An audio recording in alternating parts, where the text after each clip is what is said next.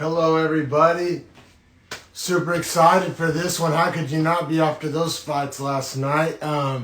This is Beefy Boys Breakdown, episode 21. Whoop, whoop. We officially grown-ups now. We're going to celebrate that here in a little bit. Let me get my Beefy brother on here.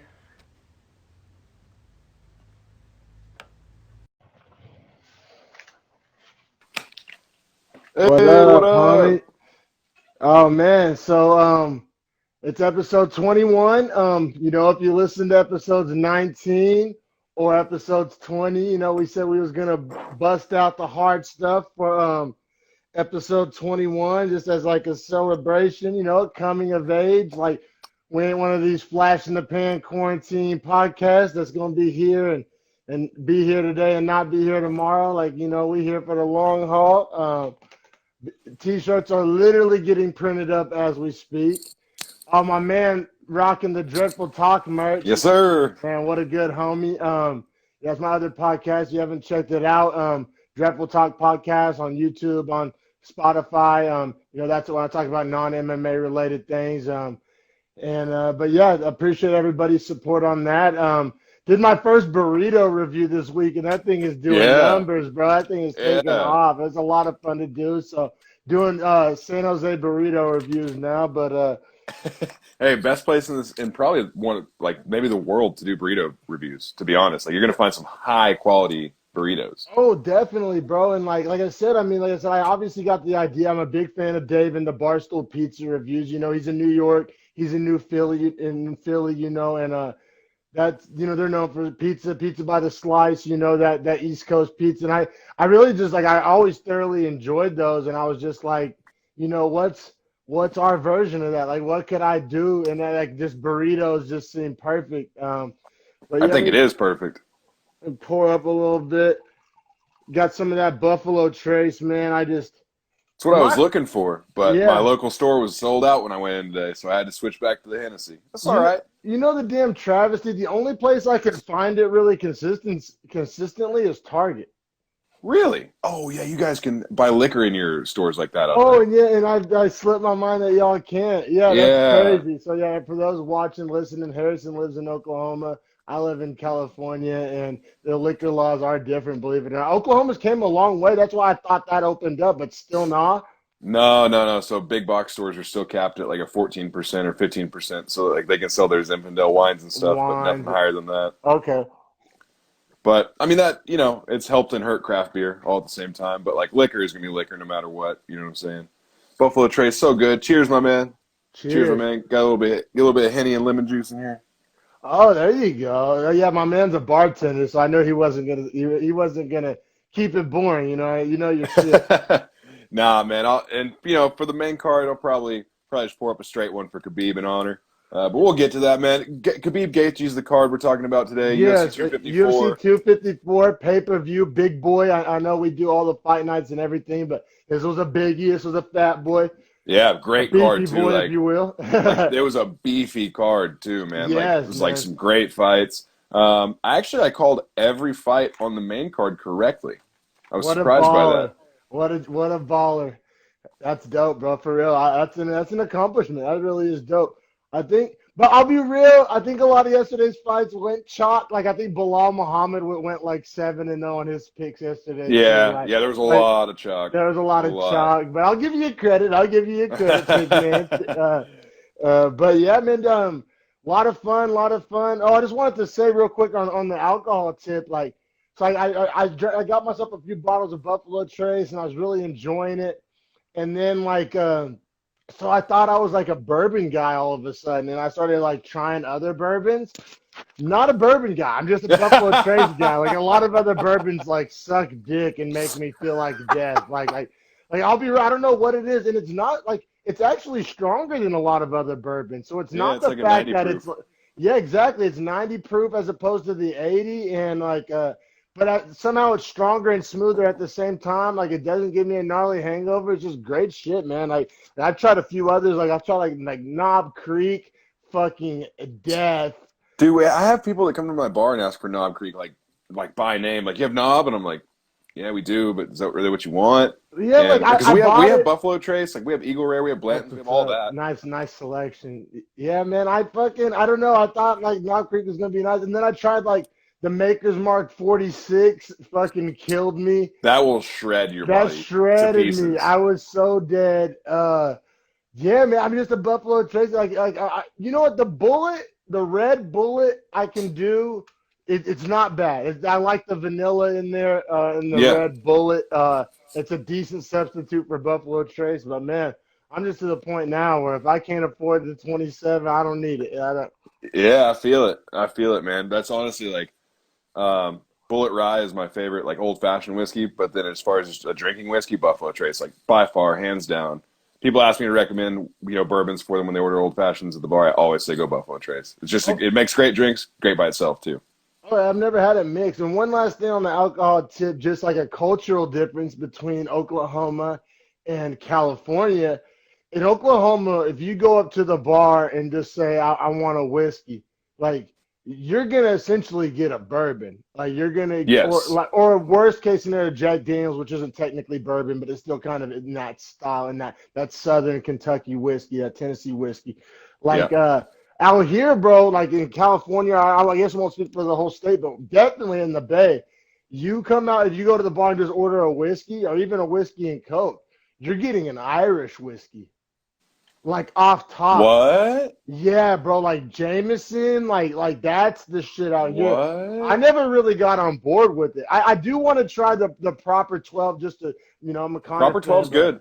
but but yeah, bro, like just culturally, like the cultural norms, like that fucked with me a few times when I first moved out Yeah. here. Because I had never drinking Irish whiskey. So And you have to order a bourbon and Coke rather than bourbon and Coke or a Jack and Coke or a whatever specific yeah, thing in or Coke. a Yeah. rye and Coke, like a rye bourbon Yeah. and Coke. Like, okay, wow.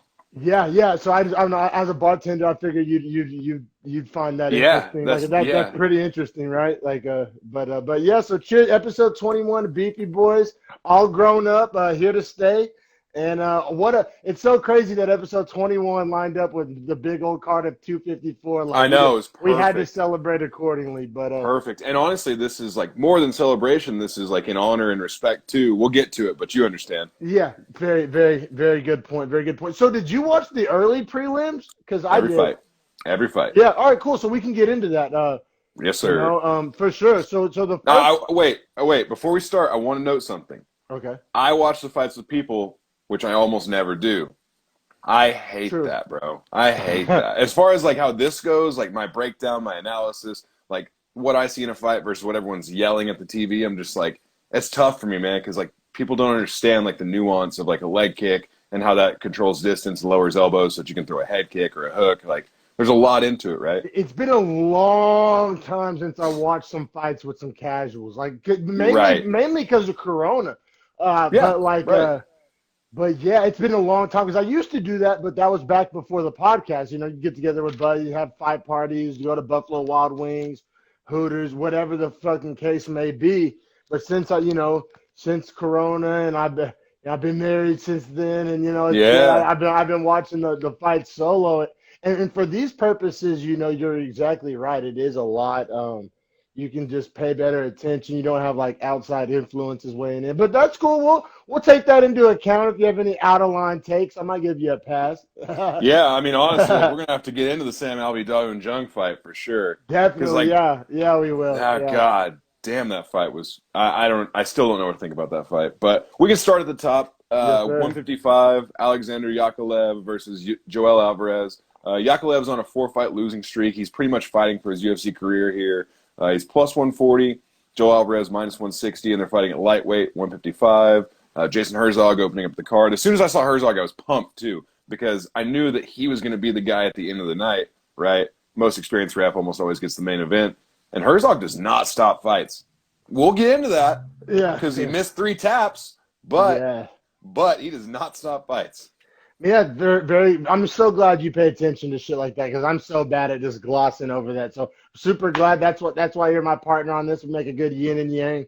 Yes, Um, sir. man, I wanted to note that fucking Yakovlev was a former Russian rapper. Yeah, Yeah, they were talking about yeah. that. I don't know. That's funny. I used to make music. I used to rap myself. So I always think that's cool. You know, some people kind of laugh at it tongue in cheek, but I will say this, like, being rapper is such like a shot upon thing with like memes and things, but it's like, man, people that's for real like chasing that, like that's what you feel like you need to be doing, or like you feel like that's your talent, man. Just like I don't know, it's hard because like it's such like a kind of a laughable thing, but like there's people out It's there a real really, art form. yeah, It's a there's real art people form, really bro. out there that that's what they're trying to do with their lives, and so I don't know, but yeah, so he's a former Russian rapper. Super crazy fact about this fight, I had to like double fucking do a double take. Lightweight fight, 155 pounds. Both men were 6'3". Yeah. Insane. Like, it's crazy to get one 6'3" lightweight, but two guys, that was an insane, like, matchup. I honestly thought looking at Alvarez, his frame's big enough where if he wanted to fight welterweight, he could. Easily. Yeah, for sure, bro. I mean, Yakovlev probably too, but Yakovlev just looked a little thin, you know what I'm saying? Like, he's been at the weight class and, like, his body's kind of gotten used to being that thin.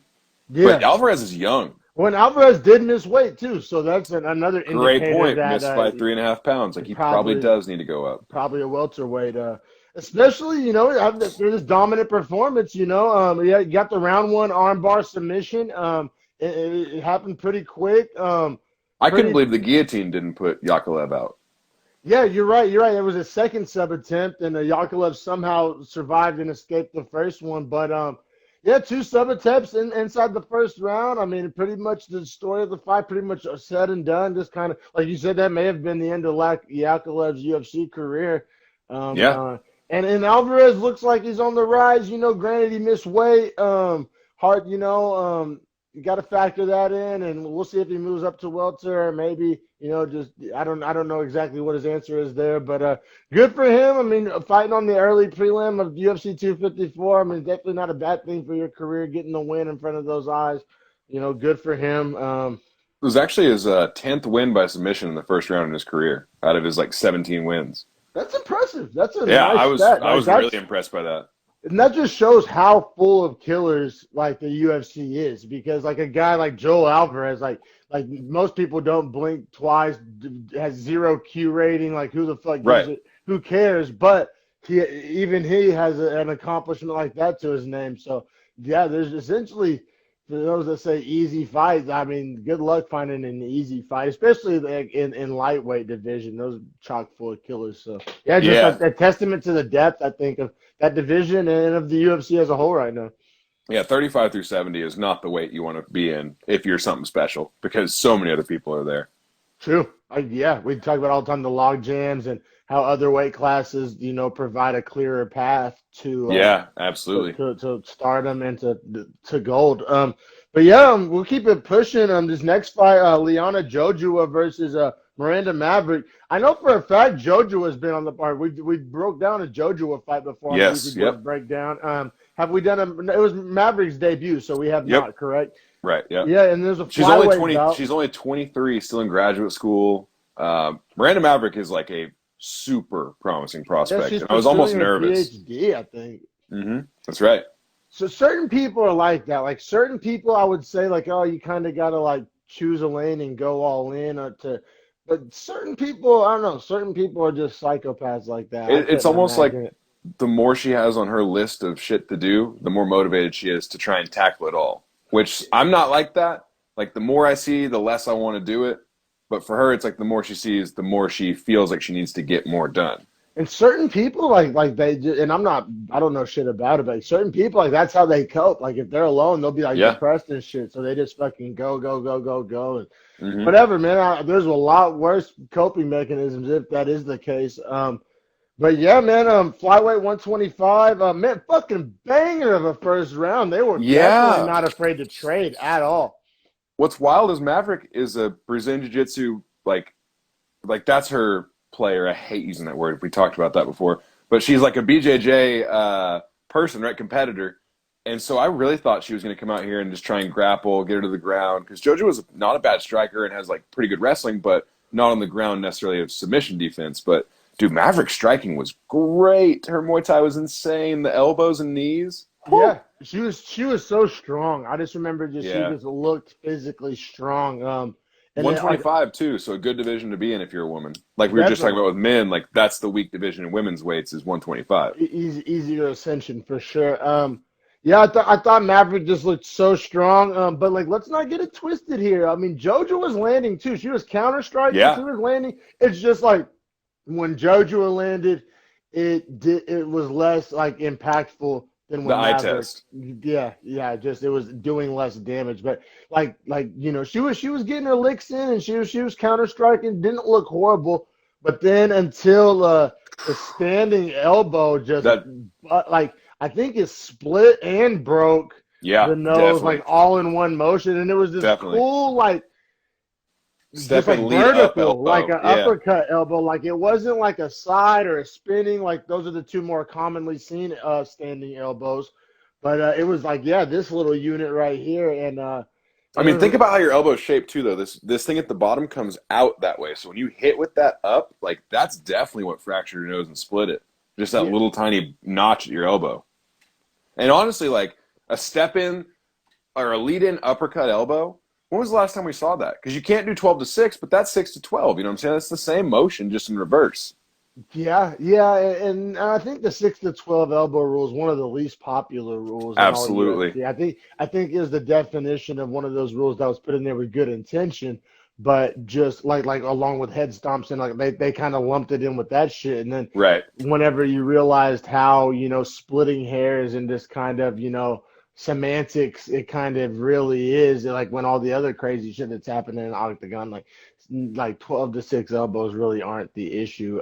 Yeah, And, and absolutely. it's like it's really a 50-50 if it's even going to get called. Like if it happens in a scrum, like there's a lot of like 12-6 elbows that land and don't get called or get a warning with no point deduction. So it's one of those like rules that's like is it a rule's only as strong as like as it's being enforced. You know what I mean? Absolutely, yeah. Yeah. So yeah, but yeah, for sure.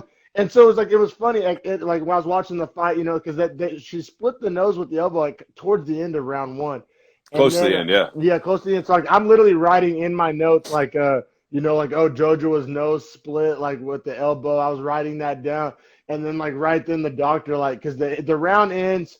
JoJo survives the round, and then the doctor like comes over and like they are not like usually like these cut men are really good at their jobs. Like they're usually, they shove those cuts full of Vaseline and get some ice on it and all Pack it apply down. pressure and they have these techniques, to stop the bleeding and they're usually pretty goddamn good at their job.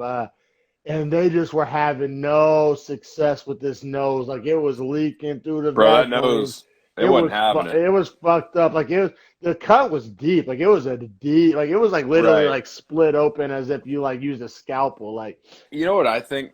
I honestly think maybe it broke her nose, like clean break, and then it was all like compound fracture style. Like it might have come outside of the skin, and then whenever she grabbed her nose, and like because immediately when she gets hit with the elbow, she steps back, grabs her nose, and like kind of like messes with it.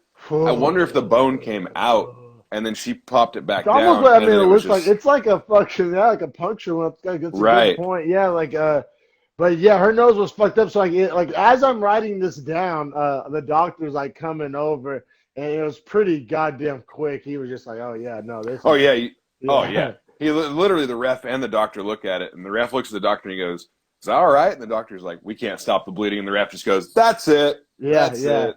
And he just dipped out, and walked off before anybody could complain or bitch to him. You see that? Shout out, Lucas Bosacki. He's like, Yeah, "I'm he out." he hit that quick heel turn and did that. But yeah, I mean, I'll be real. I mean, I'm cool with the stoppage. I mean, I could definitely wanted to Yeah, ask you about it, but I mean, it, Jojo was kind of protesting it. From Jojo's perspective, outside of the obvious, like you don't want, like you want to, don't want to seem like a pussy, but like I think Jojo's like logic and rationale is like I've already sustained the injury. Like don't let it all be for naught. Like right. let Like me. I'm already like I've dealt with it internally. Like I'm here to fight. Like mentally, I'm past this. Let's just go do it. But it would have been gnarly if they like a whole other round. Like if it was like 2 or 3 minute rounds maybe, but another 5 minute round, dude, that thing was it's gonna Dude, be a goddamn horror movie. it would be like the Sarah Alpar situation all over again, where she remember recently she took Maybe that knee to the worse. yeah, like honestly Like worse her probably. nose may have like legitimately got like ripped off or something, bro. Like for real. Which, by the way, Shout out to Sarah Elpar because I saw wedding pictures from her this last weekend. She Her face pulled looked it off. great. Looked great. Looked What? like magnificent. Shout out to that makeup artist, though. Bro, yeah, the doctors and makeup artists from the UFC. Well, UFC doctors and then the makeup artist she found for her wedding. Like, y'all are amazing. Damn, that's insane. That's really Like, I wild. couldn't tell. Like, I literally zoomed in, like, trying to find, like, any kind of messed up, like, formation or, like, circling coloring. Nothing, dude. It was great. Yeah. So that counts as a TKO, right? Or Yes, yeah. yeah. Yeah, TKO So, by referee so, stoppage. so yeah. Miranda Maverick gets the I guess technically the first round TKO. I guess on paper. I don't There know were how that. only, what, 3 decisions on this whole card? Is that right? A lot of stoppages. A lot of stoppage. I didn't keep Yeah, track. A only lot of 3. Only stoppages. 3 out of 12 fights. 9 finishes, 3 stoppages. Oh Or, I'm man. sorry, 3 decisions. So that wraps up the early prelims, which I honestly hate how they try to do a money grab on the two little Yeah, I price don't get fights. it. It's really whack, but we'll keep it pushing. So these are the regular prelims because there's such a difference between early prelims and regular prelims. It totally needs its own distinction. Jesus Christ. But yeah, this is the fight that we've been chomping at the bit to break down. We got Daun Jung versus Sam Alvey at light heavyweight 205. Man, the wave of beefy Koreans is just that's the wave right now. Yeah, yeah. Actually, you know what's funny is I'm sure that you're referencing the Iron Turtle, right? Yeah, yep, exactly. They are training partners. Okay. I mean, they, Same they gym. have to be, right? Yeah. Dude, they're both so thick. Like they're literally like models of each other. Just one's like a little taller than the other. Dong Jung was actually thick as hell. Like Yeah, he he was was huge. thick, thick. Definitely. So man, let's dive straight into this round by round. I'll let you take it Yeah. away. So how'd you score the first round? What'd you see in the first round? And So actually, I'm gonna grab a lighter while you're saying this. okay, yeah. So in the first round, I thought that they were both like throwing with a lot of power, but they were both kind of trying to throw a lot of feints to try and feel each other out. Neither one really they had too much respect for each other's power at the start, right? So they were Yeah. thinking that like 1 or 2 connections from either one was gonna like be enough to maybe put the fight in jeopardy. So I scored the first round 10-9 to Daun Jung because I thought he was leading the action, and neither guy was really doing much of anything. Oh man. So I scored round one to Alvey. I thought Alvey landed the more impactful shots in round one. Like when he did land, you're right. There was a lot of feigning, a lot of feeling each other out. Definitely a dipping your toe in the water type of first round. But I thought when Alvey landed, it hurt Jung more than Jung hurt Alvey when he landed. And maybe that's an oversimplification. And I believe more judges sided with you than sided with me. So I mean, maybe I'm wrong here, but that's how I saw it. I mean, I watched it live, and actually, I want you had your little caveat before the fights. I want to have my caveat. This because the fights took place so early in West Coast time. Yeah. This was the first fight card I've ever been sober for. I Oh yeah, that's mean, right. I definitely like took a dab or two, but like I zero alcohol, and so it's like Exact nine in opposite of the me. Like I was like hammering claws and just like drilling blunts down. So like, yeah, this card's a different one. yeah, no, that's my typical card, but yeah, so we both have kind of a unique perspective on this. Maybe my clear-headedness favored Alvy's style or whatever, I but mean, I kind of trust your breakdown to be honest more than mine because, like I was saying, I got 3 guys asking me questions, telling me to break it down live for them while we're watching it and shit. And I'm just like, guys, I just need to take these notes. Alfie landed some bombs. Like I remember this one. I don't remember every detail of the first round, but I remember this distinct moment where Alvy drilled his ass and he fucking like wobbled for a second. Like Yeah. that Jung did not reciprocate that. Like there was no moment in the first round where Jung had Alvy hurt at all. So to me, that like literally like it came down to like that one kind of singular like oversimplification is why I give it to Alvy. So I agree with you that Alvey was not hurt, right? Because I've seen him so many times in the UFC. This was like his 17th UFC fight. But like I've seen him so many times, I just know that his feet are like dumb. Like his feet are dumb underneath him. Like his footwork looks like shit when he gets hit. And so he looks like he gets wobbled sometimes when he's just trying to get his feet back underneath him to get out of the exchange, right? Like his Jung footwork. or No, Alvey. no, but I'm saying Alvy Oh yeah, wobbled Jung. yeah, Yeah, yeah. yeah, I yeah, yeah. agree. I agree. I'm just saying that like sometimes when Jung would hit, Alvey's footwork was so dumb that it looked like Jung was like hitting him hard. But I think that's just Alvey being a goofball. Okay, So like a lot of being my being perception, uncoordinated. yeah, a lot of my perception of him being imbalanced, and I started to realize this in the third round, was that that's just his footwork and like he's a goofy motherfucker. It had nothing to do with John Jung rocking him. And there's one other thing that I think muddied the waters as far as scoring these first two rounds. And I think some judges fell for it. I think you fell for it. So Jung was moving forward, applying pressure, quote unquote, controlling the octagon. Jung's back was to the center of the octagon more than Albi's. However, and this is rare that these two stars align. Jung was moving forward, but Alvey was throwing first and engaging first and was first to throw in every engagement. And That's very true. A rare dynamic. Usually one goes with the other. Usually the guy pressing forward throws first. Usually the guy stepping backwards counterpunching. It was this super weird dynamic where Jung was moving forward, but Alvey was engaging first. And I think the judges drank the Kool-Aid, and I think you drank the Kool-Aid. The first round, like I said, Jung was moving forward. He was controlling the octagon. All these kind of cliche checkpoint type things that you look for in a fight, but in the actual engagements was getting tagged the fuck up every single time, and he wasn't first to engage, even though he was moving forward. Like I guess, like if you're scoring pressure and ring control, I understand given the first round of Jung. But if you really looked at the engagements, Alvey, even though he was retreating, was throwing first. It was weird. He was retreating and he didn't have the reach advantage, but some goddamn how his timing, he was able to get the jab first on the way in. He was getting the jab first every fucking time. It was kind of gorgeous and really, like, it was really cool. And I just think it kind of went over the judges' heads, and maybe you missed out on it, but I don't know. I just kind of wanted to dive in a little deeper on the analysis there because it was something you don't see every day. Funny enough, though, the second round, I scored to Alvey behind exactly what you just said. I said his counter-striking was super clean. As soon as Da Jung would try to come in, he was landing a straight jab that would reset Da Jung's combination. He was playing the throw, and by that point, Alvey was already returning with, like, another hook or an uppercut or another jab or a cross, right? So, like, he looked way cleaner to me in the second round, and maybe I was just distracted in the first round. But in the first round, the forward pressure was Alvey. super deceiving. Like, it was super deceiving, and because Jung's forward pressure was the whole 5 minutes of Jung forward pressure was really deceiving.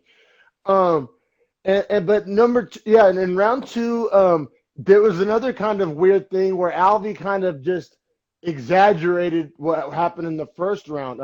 Right. In round two, Jung was still moving forward the whole time and quote unquote controlling the octagon.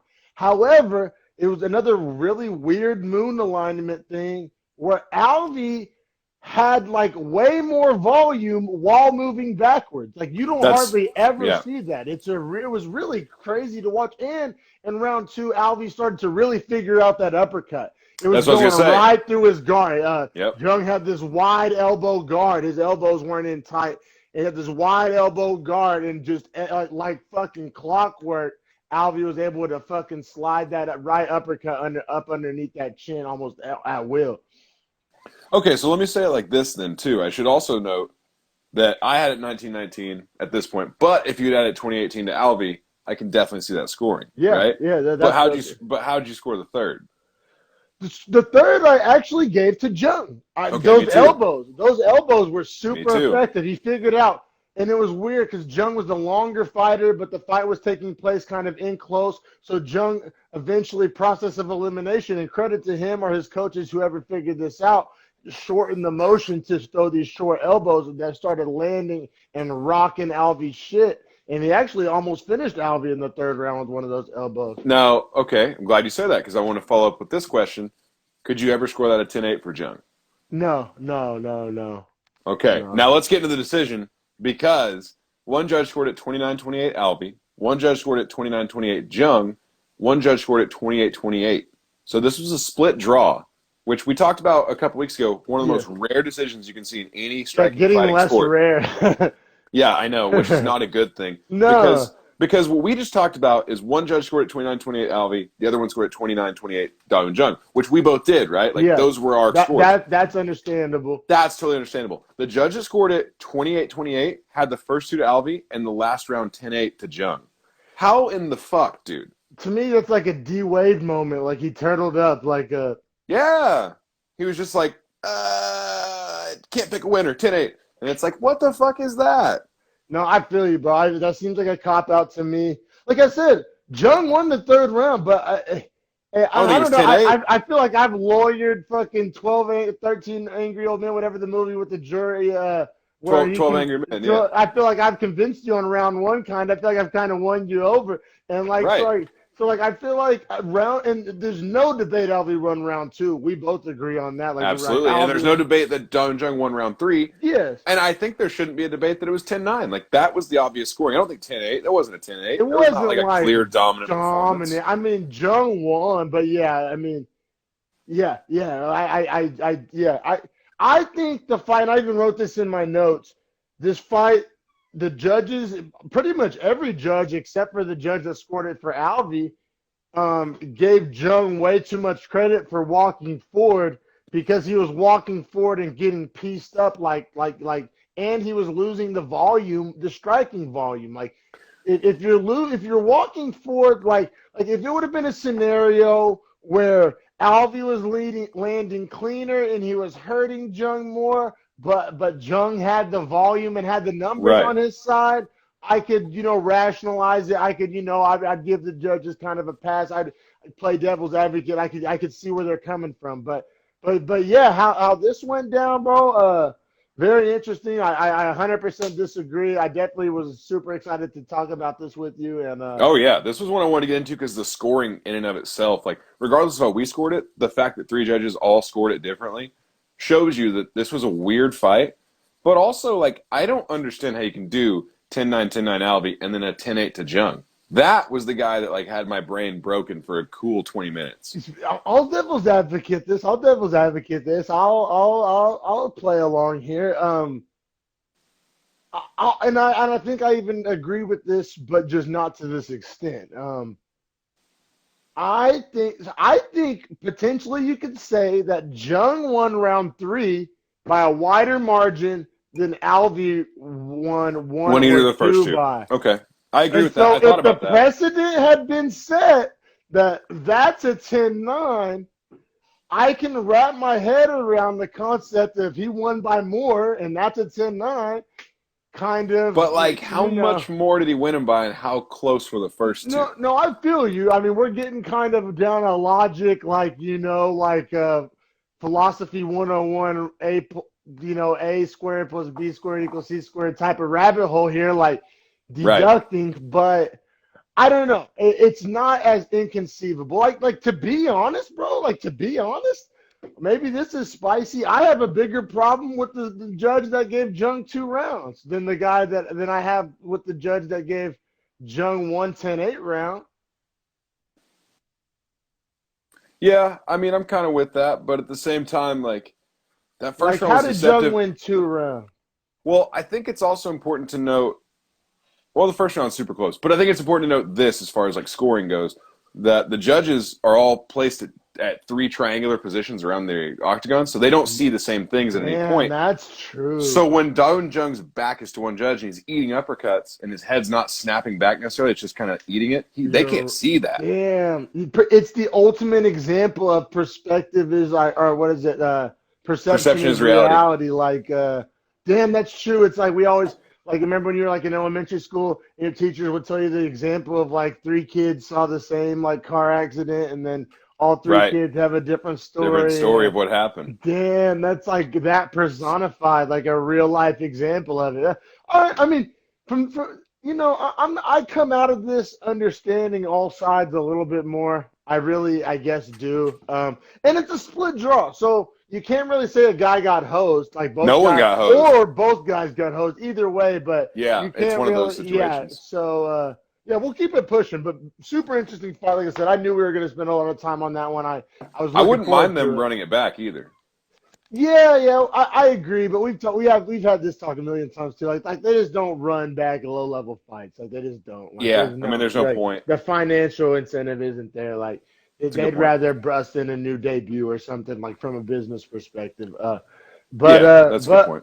But yeah, go ahead and introduce these next fighters, brother. Yeah, so Alex Oliveira and Shavkat Rakhmonov. Shavkat Rakhmonov is making his UFC debut here. He actually, dude, I didn't learn this after the fight. 100% finish rate in his 13-0 career. 7 Wow. KOs, 6 submissions. So super diverse, Super balanced, too. yeah. Right. So, like, he was nice. Looks super nice. He was the champion in M1 Global before he came over here at welterweight. So he was a champion in previous organizations, so he should, like, be bringing a lot. It was his birthday yesterday as well. Shout out to him. Shout out to someone else who was their birthday yesterday, which I was like, whoa, 2 birthdays on the same card. It was Volkov's birthday. Rakhmonov and Volkov share a birthday. You're right. And Rakhmonov also, interesting to note, younger than you or me. He turned 26 yesterday. Wow. Yeah. He looked super impressive. Yeah. Also, I want to know Oliveira missed weight. A lot of weight cuts. What the fuck, Oliveira? On Pride Island were hitting, I guess. Well, Oliveira's like 45 fights deep, though. Like, I don't really – and he fights at 170 always. So, like, he just kind of fucked up. You know what I mean? Yeah, it is harder the older you get. I mean, he's a very muscular guy. He seems like a jack guy that doesn't have a whole lot of fat or water to lose, like even on a good day. So I don't know. No passes, but I mean, especially because spoiler alert, he lost. If he would have spoiled this young man's debut and had missed weight, that would have been a little salty, and I'd feel more strongly about it than I do now. But sometimes it matters how the way things end. Like sometimes results matter more, like kind of ends matter more than means in some cases, I guess. Yeah, I would like to note Shavkat Rakhmonov is Kazakhstani, which is awesome.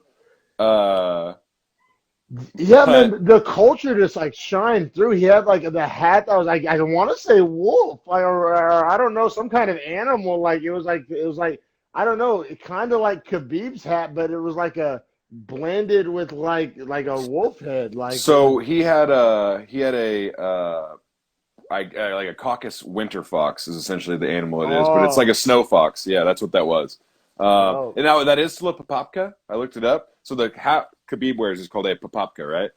What that actually translates to, it's a Turkish word. Papak is hat in Turkish, right? So essentially that's just a colloquial name for their hat of the region. Or like the CIS, the Caucasus Mountains regions. Like they all just wear like animal skin hats and call them papakas. No, it's so dope. And I actually really love how like they kept that as part of their culture. Dude. Yeah. Have you heard Khabib talk about it before? No, honestly, I haven't. It's super cool. He talks about how when you wear a papapka, and he's super happy to see fans in the arenas wearing him, because to him it's a symbol of a man leading through, in his own words, leading in God's footsteps and doing the right things and being an honorable man. Like that's what qualifies you to wear those hats. Man, I fuck with the fact of how like they've just like kept that culture intact. Like they don't let it die, man. They have zero desire to goddamn, you know what I'm saying, wear like Western brands and a 5950. They don't 5950. They don't give a fuck about that. Flat nipples. Yeah, no, I don't know. I love that because so many like indigenous cultures have just been like lost to just I don't know. Lost is a tricky word to use, but you get what I'm saying. Have just been like damaged and beaten or down stepped on, commercialized, modernized, or abandoned even sometimes by their own people, and just those people that can just keep those cultures alive, man. Shout out to them. But it's almost like Maori tattooing. You know what I mean? Like it's one of those things where it's like indigenous peoples thousands of years ago did the same thing, and you keep that tradition alive in respect and honor to your own heritage. It's cool. I like it. Very cool, man, for sure. For that, definitely, and it's crazy. Like he almost looks like Inuit or Asian, almost like looks Asian in the hat. 100%. Just like, but they call it what Eurasian, I guess, is like literally the name of like the region, right? It's like that blend of. Funny you say that. That was a conversation we had over here yesterday morning. Was that like they're like these crazy Eastern Europeans, and I was like, they're really like steppes people. Like they're not Asian, they're not European, they're something entirely to themselves. And it's something that like Western, I'll even speak for Americans, like. We don't learn about that part of the world, like Mm-mm. at all, like zero. Nothing. Like Nothing. most people couldn't have told you, probably myself included, couldn't have told you what Kazakhstan was before Borat. Like, Yeah, to be real. or like legit, bro. I didn't know what Dagestan was before Khabib. Like, I'll openly admit that. Like I didn't even know it was a place.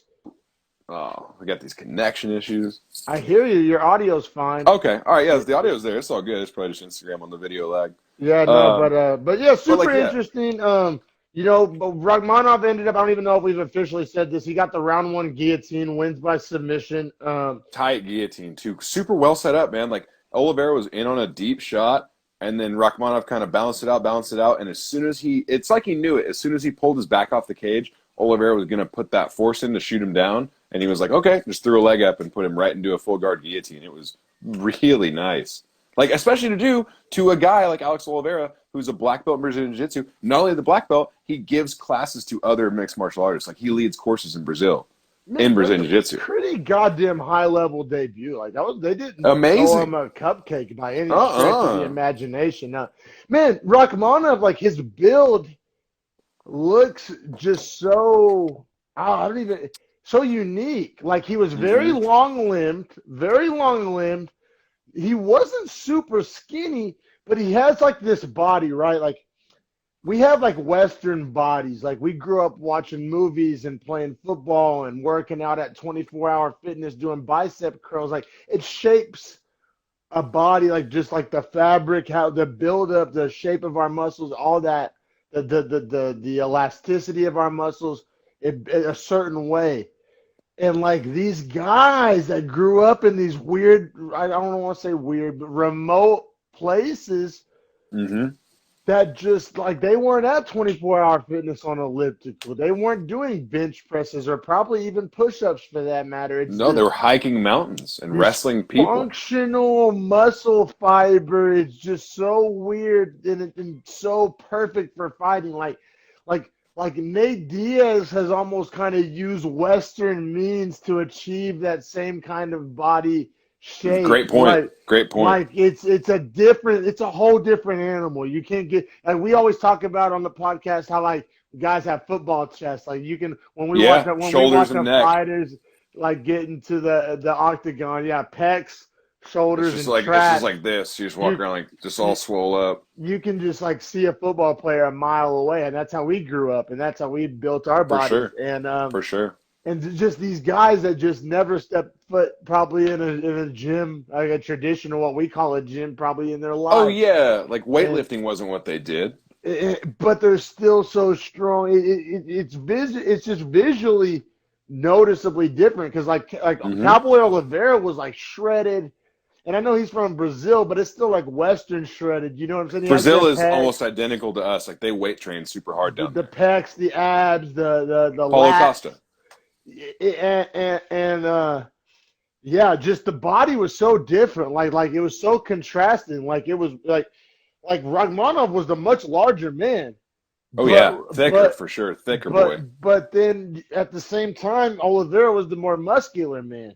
So like it was like this weird dynamic just physically. I just wanted to spend a little time on that. Well, I mean, it's kind of like when you see Khabib's body. Like he's 155, doesn't look like he's like amazingly strong. His back muscles are crazy, by the way. Like, and my wrestling coach used to always make the joke: chest is for show, back is for go.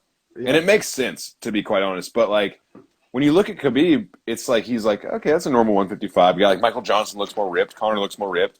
But then every dude that fights him gets in the octagon and they lose, and they ask him, how did he feel? And they say, it's like nothing I've ever felt before. It's a density. It's a density like it really is. Like he's all muscle fibers. But like an elasticity with the density, like both all at once. Because like when you get weight room dense, you sacrifice elasticity. But like when you get like mountain hiking, wrestling, throwing bears, throwing goats. Yeah, exactly. Chopping logs and shit. That the function carrying water. I feel like it's an overused phrase, and like people try to tell you like CrossFit is functional, but like that's the true definition of functional. You meet these guys from the Eurasian and Caucasus Mountains, and the up like they've never stepped foot, they've never done a curl, they've never done a push up.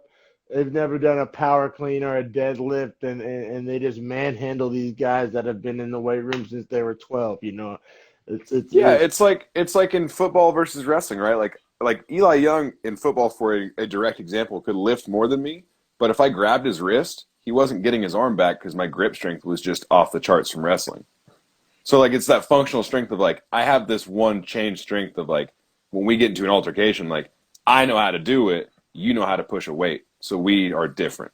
yeah. The I think that's true for most football teams in America. The strongest dude on the team pretty much doesn't touch the field. Like a lot of times, like that's a very common. I've seen just countless examples of that. Either they're too fat or they're Well, just too they can't stiff. leverage their strength. Like they don't Or, understand the or they're leverage just of how it works. unathletic. Like there's a difference between Hmm. being strong and being athletic. Like a stabilizer muscles, core muscles, just explosiveness. Core muscles are huge, Your hip huge, huge. explosion, like all that shit. Hmm. Your ability to turn over. But yeah, we're getting kind of down a The rabbit kinesiology holes, rabbit rabbit holes. hole. Fucking blame it on the dark liquor. We off that dark. You know Uh, what I'm saying? Hey, I'm gonna let you finish. But Beyonce had the best video of all time.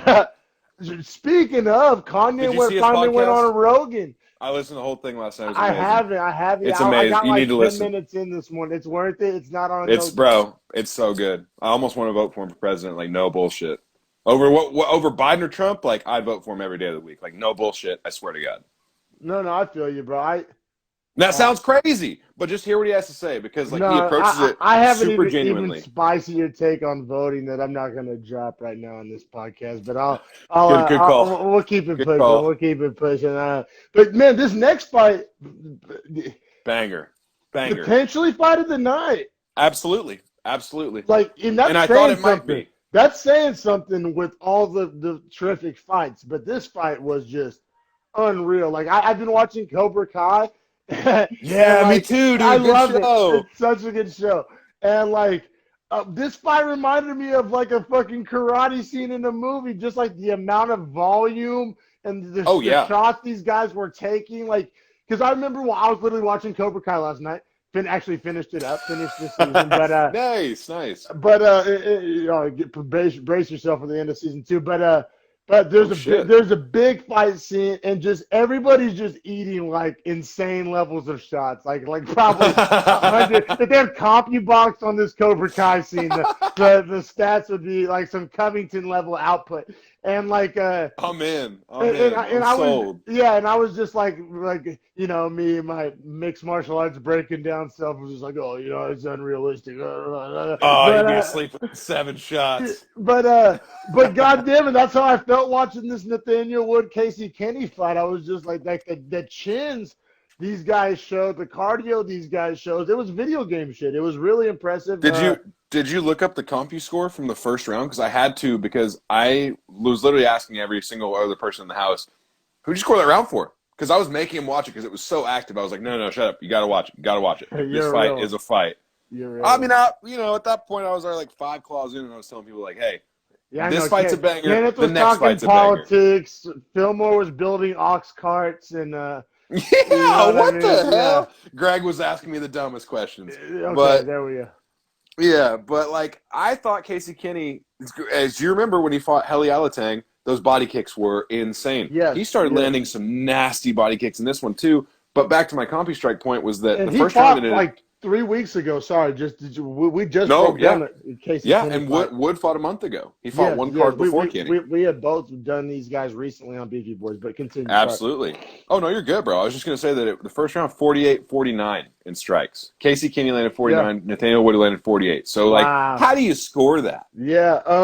And they both threw like 110. So their striking accuracy is almost the same. Striking defense almost the same. No takedowns. I'll be real, bro. I fucking fence road McGee on it. My notes say round 1, banger all caps. Wood volume, Kenny power. But that was I with scored my it to eye Kenny. test. That was with my eye test. I didn't look at the stats, so it's like honestly, like, and I'm not trying to do hindsight 2020 here. My eye test told me that Wood had more volume in live when I was watching it, right? But Yeah, I now think he that threw we 7 more strikes in the first round. So actually, wow. So my eyes didn't deceive me. At first, I was No, thinking you were they're right, about the but it was same. like, 117 to 110. Like, that's an amazing difference So, to be able to see. but you're right. Using the information I now know, and like I said, I didn't have the luxury of looking at stats while I was watching it. In hindsight 2020, I think it's Casey Kenny won round one. I think that's fair to say because the strike numbers were so close, and they were so close that you can't give it to Wood based on volume. And in my Right. opinion, that's all Wood had going for him was volume and pace. But Kenny was definitely, without like any controversy, he was landing the bigger, cleaner, more impactful, damaging shots. And I think it's important to note, too, that out of Wood's 48 strikes landed, 20 were leg kicks. So he landed 28 to the body and head, whereas Kenny landed 40 to the body and head. So, like, leg kicks are deceiving. That's what we were saying opening the card is, like, you don't count a leg kick necessarily the same, even though it does a lot of damage and may open up the fight in a different way. It's almost like money in the bank. Like, I'm not scoring that the same in the first as I am in the third when the guy is visibly can't walk. And it's important to note too that the judges don't have access to these stats. So No, they when can't see we're comp strike numbers. That's super important to that's note. super But it's important. same as the angles we talked about earlier. If Real they can't see quick, numbers, do they you have think they different should angles. be able to? Do you think that I think it would help. I think it's kind Yeah, of ridiculous. absolutely. How do they not have Absolutely. access to the most pertinent information? You would think that they would always have a screen like we do with our ESPN app that's just constantly Yeah, tracking the stats up. Like what an always, always, iPad. always. Right. I, I guess they don't want them to lean on it too much. They're like, it will. I guess at that point, the UFC, I could see it being like, well, if you guys are just going to use the CompuStrike numbers, then we'll just have Then we'll just go off computer numbers and say fuck judges judges.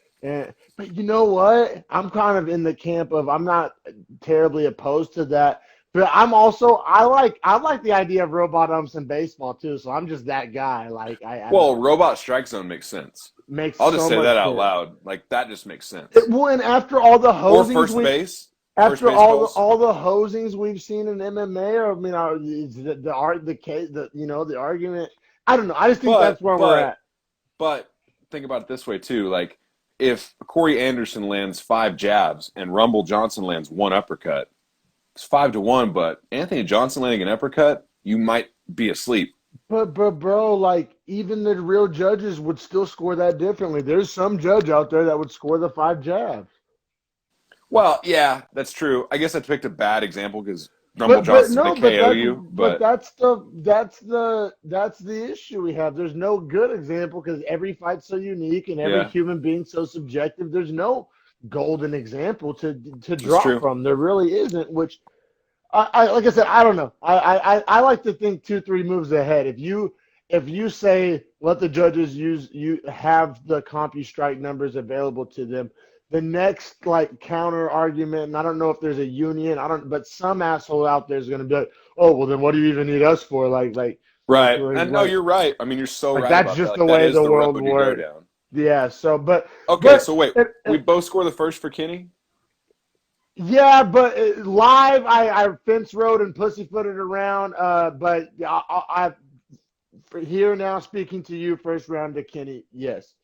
Okay, all right. Well, I mean, even if you scored it for Wood, like we can get into that just to, go over it. But how'd you score the second? Because the second now I did call this as well. Their pace was so crazy in the first round that I told everyone in the room by the time they hit 7.5 minutes total fight time or 2.5 in the second, you're gonna see a pace drop off. And we did. It's like something's got to give, right? Right.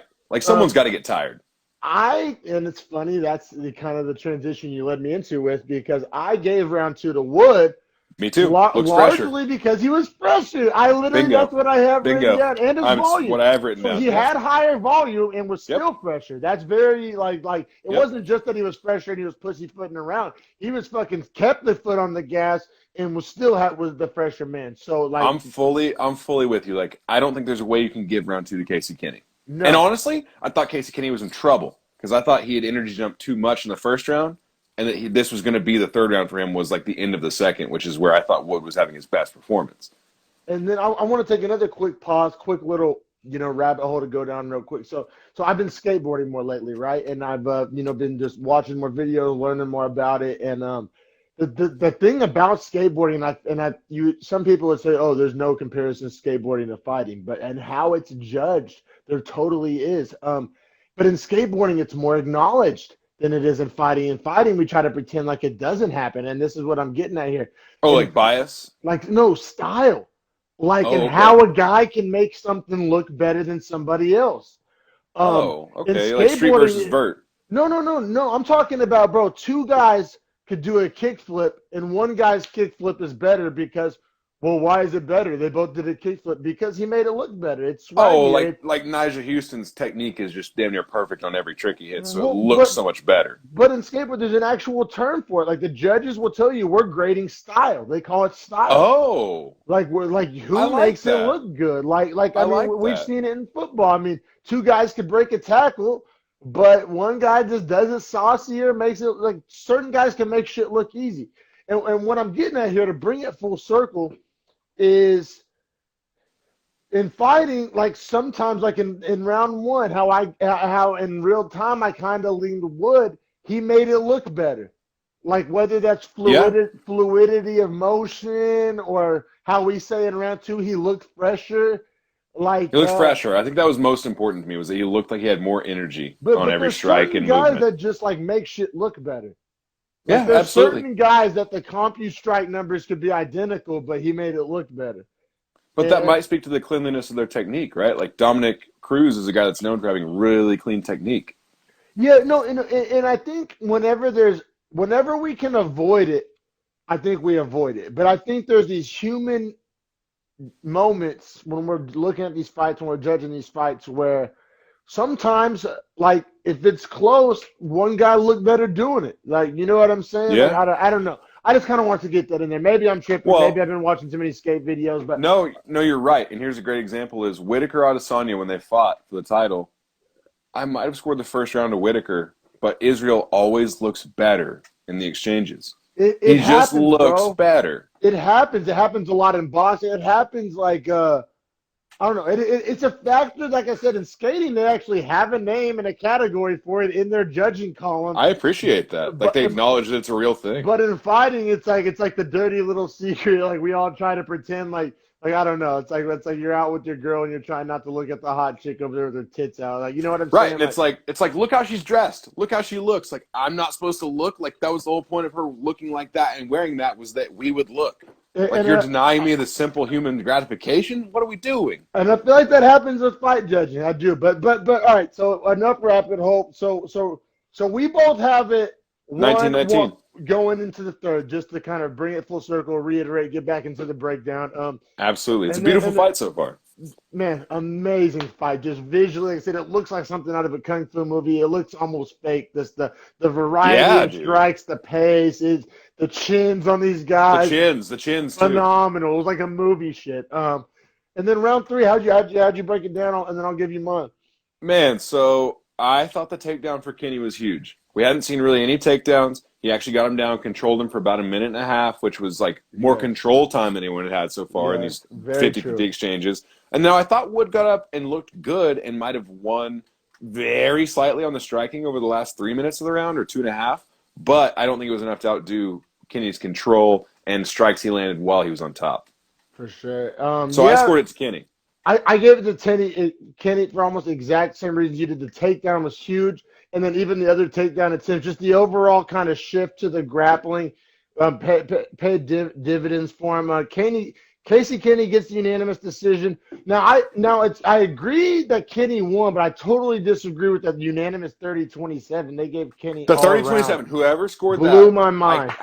okay, I'm so glad you said that because I wrote in my notes, ask Dom about round two. No, yeah, Because you scored it for Wood, I scored it for Wood. How could anyone score it for Kenny? It ends up kind of not mattering really, but It does, but it doesn't, right? Because the first was so back and forth that if anyone had been swayed, we're talking about maybe another split decision here. No, the fact that three guys saw that as 30-27 blows my mind. But Oh no, only one. It was 29-28 for two of them. Oh, I'm sorry. For some reason, I thought the judges were unanimous 30-27. Unanimous in their decision, but their scoring was slightly different. Okay. All right, for sure. That makes me feel better. I have less of a bone to pick.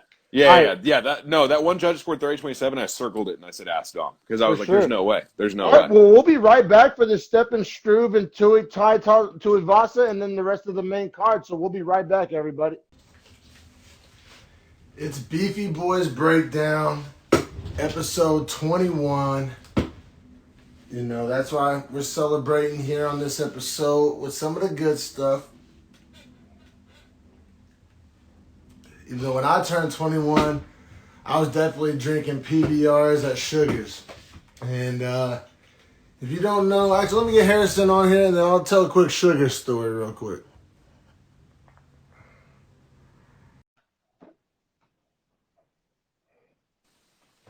What up, bro? What up, man? If I didn't drink the cheapest liquor when I turned 21, just to address what you were saying at the start. Also, sorry, I got these new lights, and check this out. You can probably see on my face. It's all colors of the rainbow. Look like the blueberry from Willy Wonka right now. Yeah, hold up. What the fuck are we doing here? There it is. Okay. We're back on the white lights. There we go. God damn it. I thought Oompa was about to walk across the screen. But I was saying, when I turned 21, I didn't get Buffalo Trace like how we're giving our Beefy Boys Breakdown. You know, we're giving her the good treatment. The Henny thing is possible, baby. The Henny thing is possible, baby. Maison Fondue, 1765. What's up? Speak that French. And then, so when I was 21, definitely was at Sugars. Sugars, if you don't know, if you've never been to Norman, Oklahoma, Sugars is the only strip club in town because it was grandfathered in. It's been there before the law was passed that outlawed strip clubs. It's grandfathered in. Only strip club in town. You think, trash. You know what I'm saying? The only strip club in town. It would Norman. The best and brightest, right? You think. Gonna be good. Gonna be great. Wrong. You'd be wrong. For whatever reason, you know what I'm saying? These assholes, they got like, you know, the hooker that like Borat hired. I guess Borat's just gonna be the theme of this episode, but I feel like, or like the episode of South Park when Butters was a pimp, like all the ratchet hoes, like that's what like the working staff, like they're all like in their 40s with multiple kids and scars, or they're having their kid currently. I've seen a pregnant stripper in there before. I'm not kidding. Yeah, it's rough. It's most strip clubs is B squad would be well above Sugar's A squad. That's a D squad. If you're talking about Sugars. D squad. And like, so I never forget, I went there and I forget who it was, but one of the homies got me my first ever lap dance ever, and it was like this old, you know what I'm saying, like as Mama Vin would say, rode hard and put up wet. That's how Mama Vin describes these types of bitches. And man, she was giving me our first ever lap dance ever, my 21st birthday, and she was like telling me problems about like her teenage kids and like how, like just like, God, it was dude, rough. what a lap! It was straight out of like dude. an episode of South Park. Like, you're talking about ruining a birthday. No, seriously, no.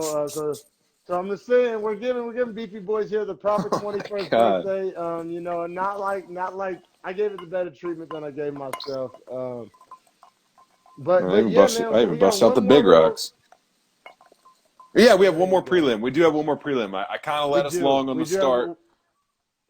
No, it's fine. It was warranted. It was warranted. The prelim gave us a lot to chew on. You know what I mean? And if we run out of time, we may even go to a third hour. I don't give a fuck. Yeah, I mean, I'm fine. You know what I'm saying? Box constrictions, but I do appreciate the platform that Instagram provides and the ease of access that it provides. So it ain't all bad, but God damn it, these 1 hour limits are rough.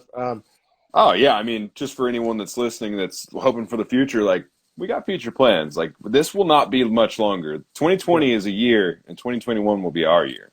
Definitely, and those listening on Spotify, YouTube, and Instagram, what the fuck, we go live. You know, originally that we go live on my Instagram at Dreadful Talk Dom, and what's your Instagram, Harrison? At Harrison_Madden. And so if you ever want to watch the show live, unfiltered, unedited. We do go live, but there are Yeah, no edits, no yeah, edits. That's important to say. that's important to say. And so yeah, feel free to follow us on Instagram. And if you ever want to watch the show live, we appreciate it regardless of where you're consuming or if it's on an audio platform. If you ever want to see what our ugly mugs look like, you can check us out on YouTube or here on Instagram. Yes, sir. Yeah, let's dive into it. Stefan Struve versus Tai Tuivasa. Struve was pretty much a toss-up, right? Pretty much a coin flip on the Dude, odds. yeah. So as you know, like I make picks every week before the events. I actually went 10-2 this week in my picks, and I was Really thinking good, about it. Like, for real. yeah, I would have had a huge ROI this week. I should have just bet them all. But this is one of the two fights where I said I don't know who's going to win. Essentially, it was just like a 50-50. Like Struve could string this out, use his distance, use his reach, use his length, use his 10 feet or 10 inches of height advantage to actually keep Tuivasa at a distance where Tuivasa can't be effective. Now, I did have the idea in my head that the last time Stefan Struve fought a guy like Tai Tuivasa, Roy Nelson, would you agree they're very similar? Stocky body, powerful. Right. Struve got KO'd hard.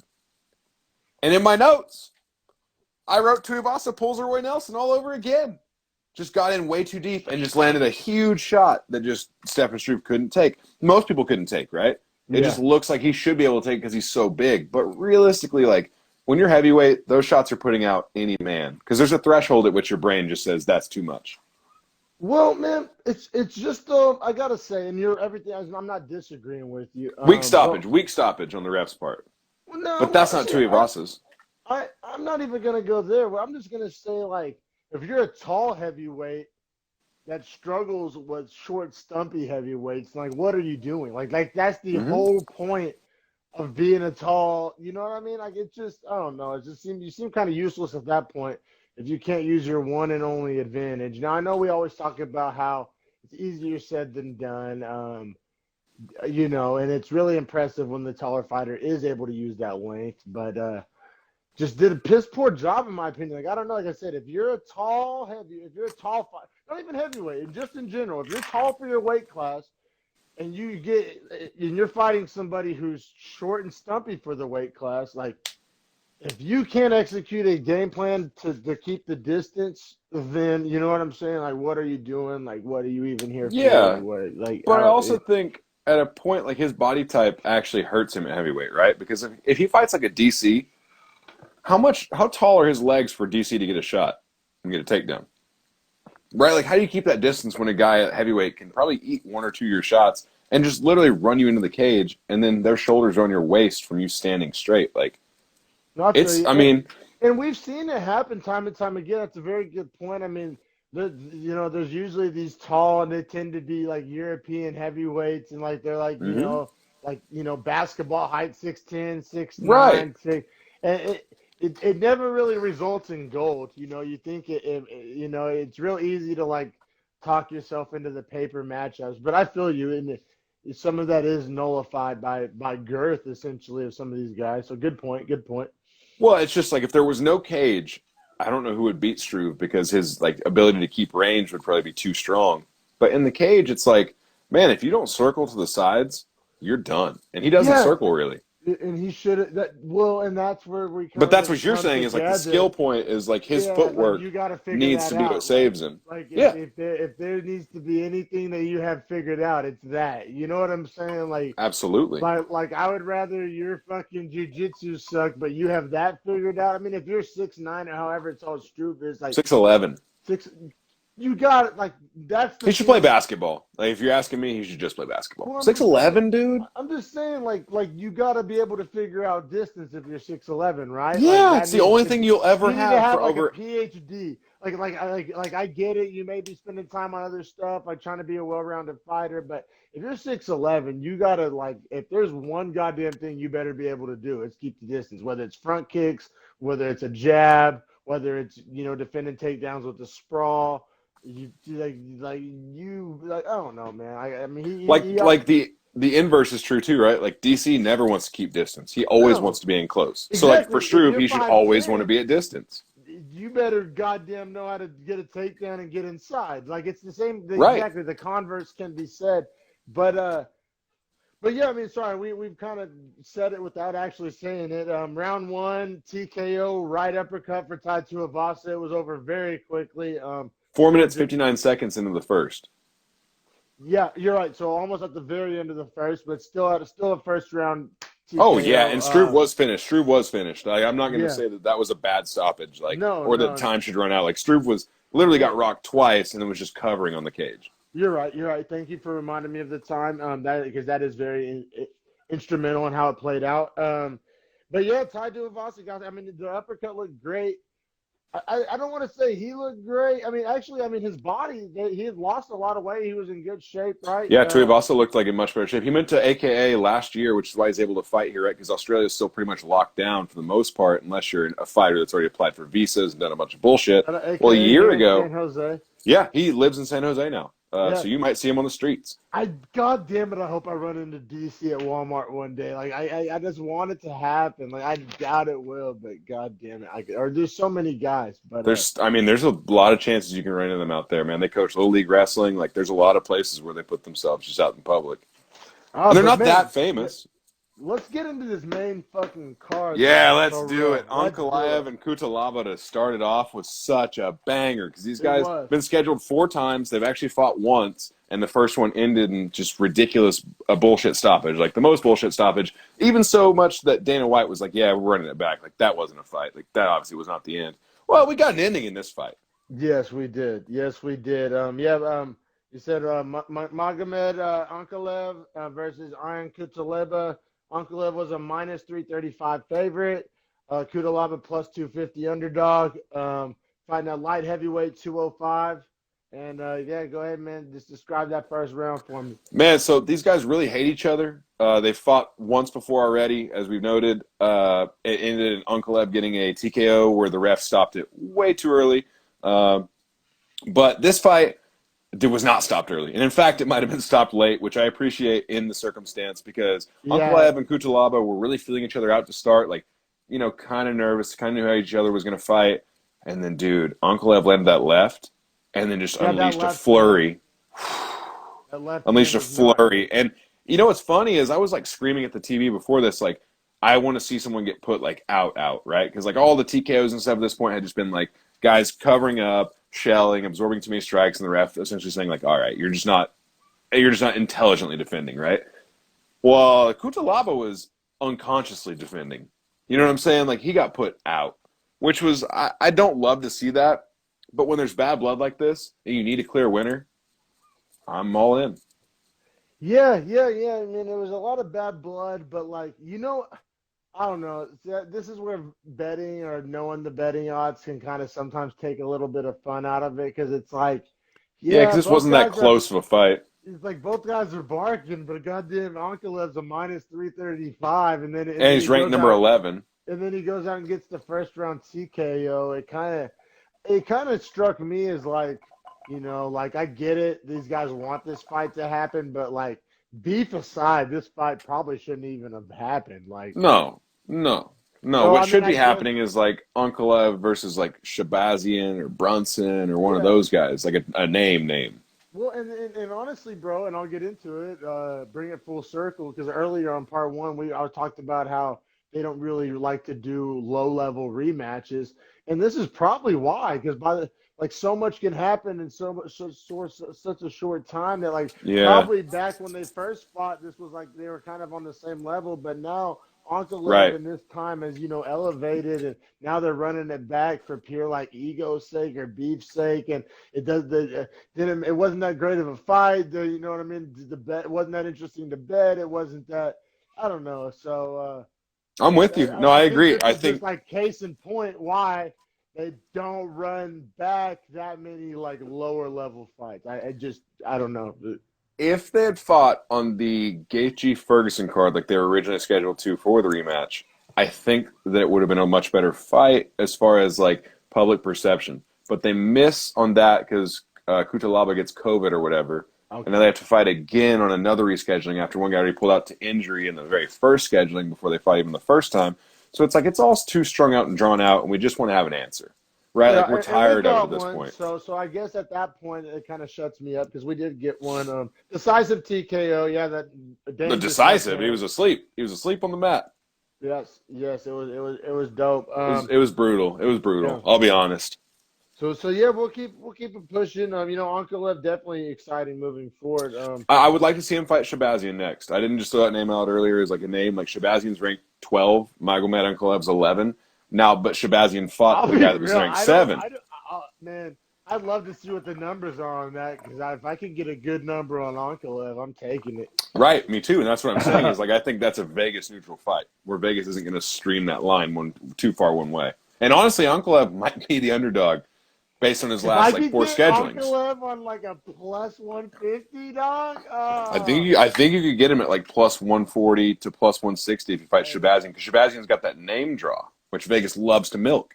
I remember on the last breakdown on that Shabazian fight, like I was so unimpressed. Like he just, Yeah, well, Brunson also looked like a different Brunson. I mean, to his credit, but Shabazian yeah, did not but I test him don't the way know. he should have. Ankalev has, I don't know. That'd be a good fight. I would definitely want some action on Ankalev for Yeah. sure, especially if we can get a good number. But Now, wait, check this out. On the next okay, fight, yes, I was yes. just gonna bring it. I was just gonna bring it to the odds because the odds are crazy, right? The next fight's 125. We were talking about how 125 needs action, right? It's Lauren Murphy, number 5, minus 215. She was supposed to fight Cynthia Calvillo, who was ranked 4 at 125, but instead, Cynthia Calvillo pulls out with an ankle sprain, bad ankle sprain, apparently, from what I've heard.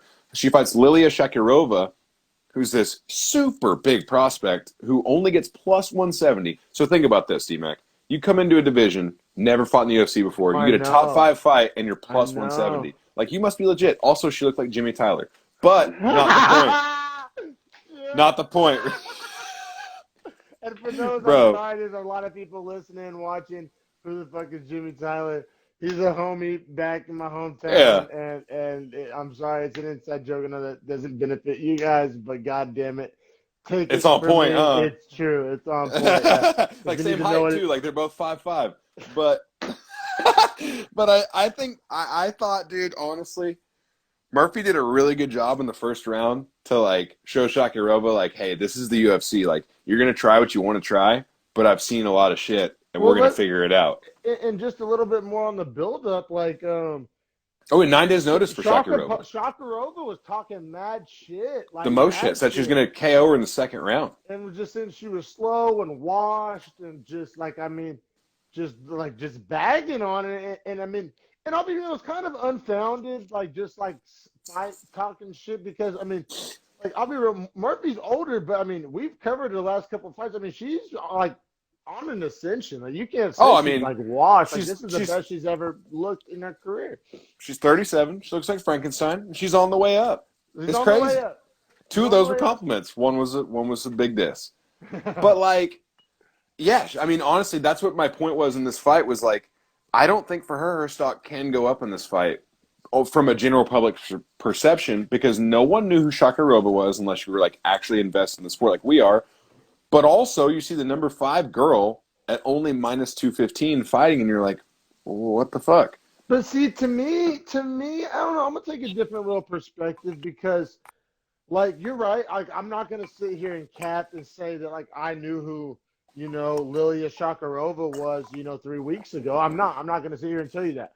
But what I am gonna tell you is that the pre-fights, the Instagram, the shit talking, the if you're tapped into that fight world and you do the hype behind the prospect. I mean, just even if you found out this week, like the UFC made a good job of letting it known how like highly touted this prospect was. And I Yeah, mean, even she's skilled too. the in-fight commentators, I felt were kind of dick riding a little bit, like kind of building Too up, like much. Too much. is she gonna give Lauren Murphy problems? But I feel you. This is one of those fights where if you just kind of like saw through all the noise and bullshit and hype and social media, then you saw coming what actually transpired. But because I'll be real, that's how I thought. Like for like the past, like honestly, like couple weeks, I knew about this card, a few weeks back, maybe even a month Oh back. yeah. And I saw what was originally going to be the Calvillo fight, but I was pretty big on Murphy. Just like she's been looking real good lately. She's been on ascension, and then whenever I saw that they replaced Calvillo with an unranked prospect, I was like, my gut reaction was just like, yeah, hype all you want. She's the number 5 ranked flyweight in the world. Like, Yeah, like it felt like let's just pump the fodder to the brakes. machine, right? Like just get her It's a win to keep her in the spot.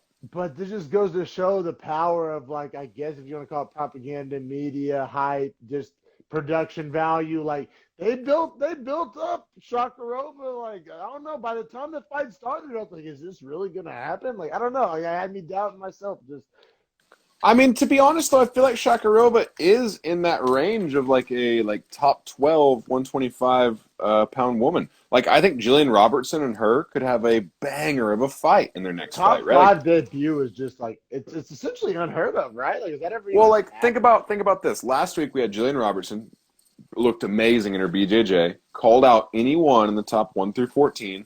You're talking about Shakarova getting plus 170 odds against number 5. Like, so she's probably close to 10 or 11 or 12 on the rankings now, right? No, I just But think just, Ben. I just think the UFC didn't want to pull the plug on this Murphy fight. Like, I feel like they're kind of trying to yeah. build her up, like it's a Which is, contender.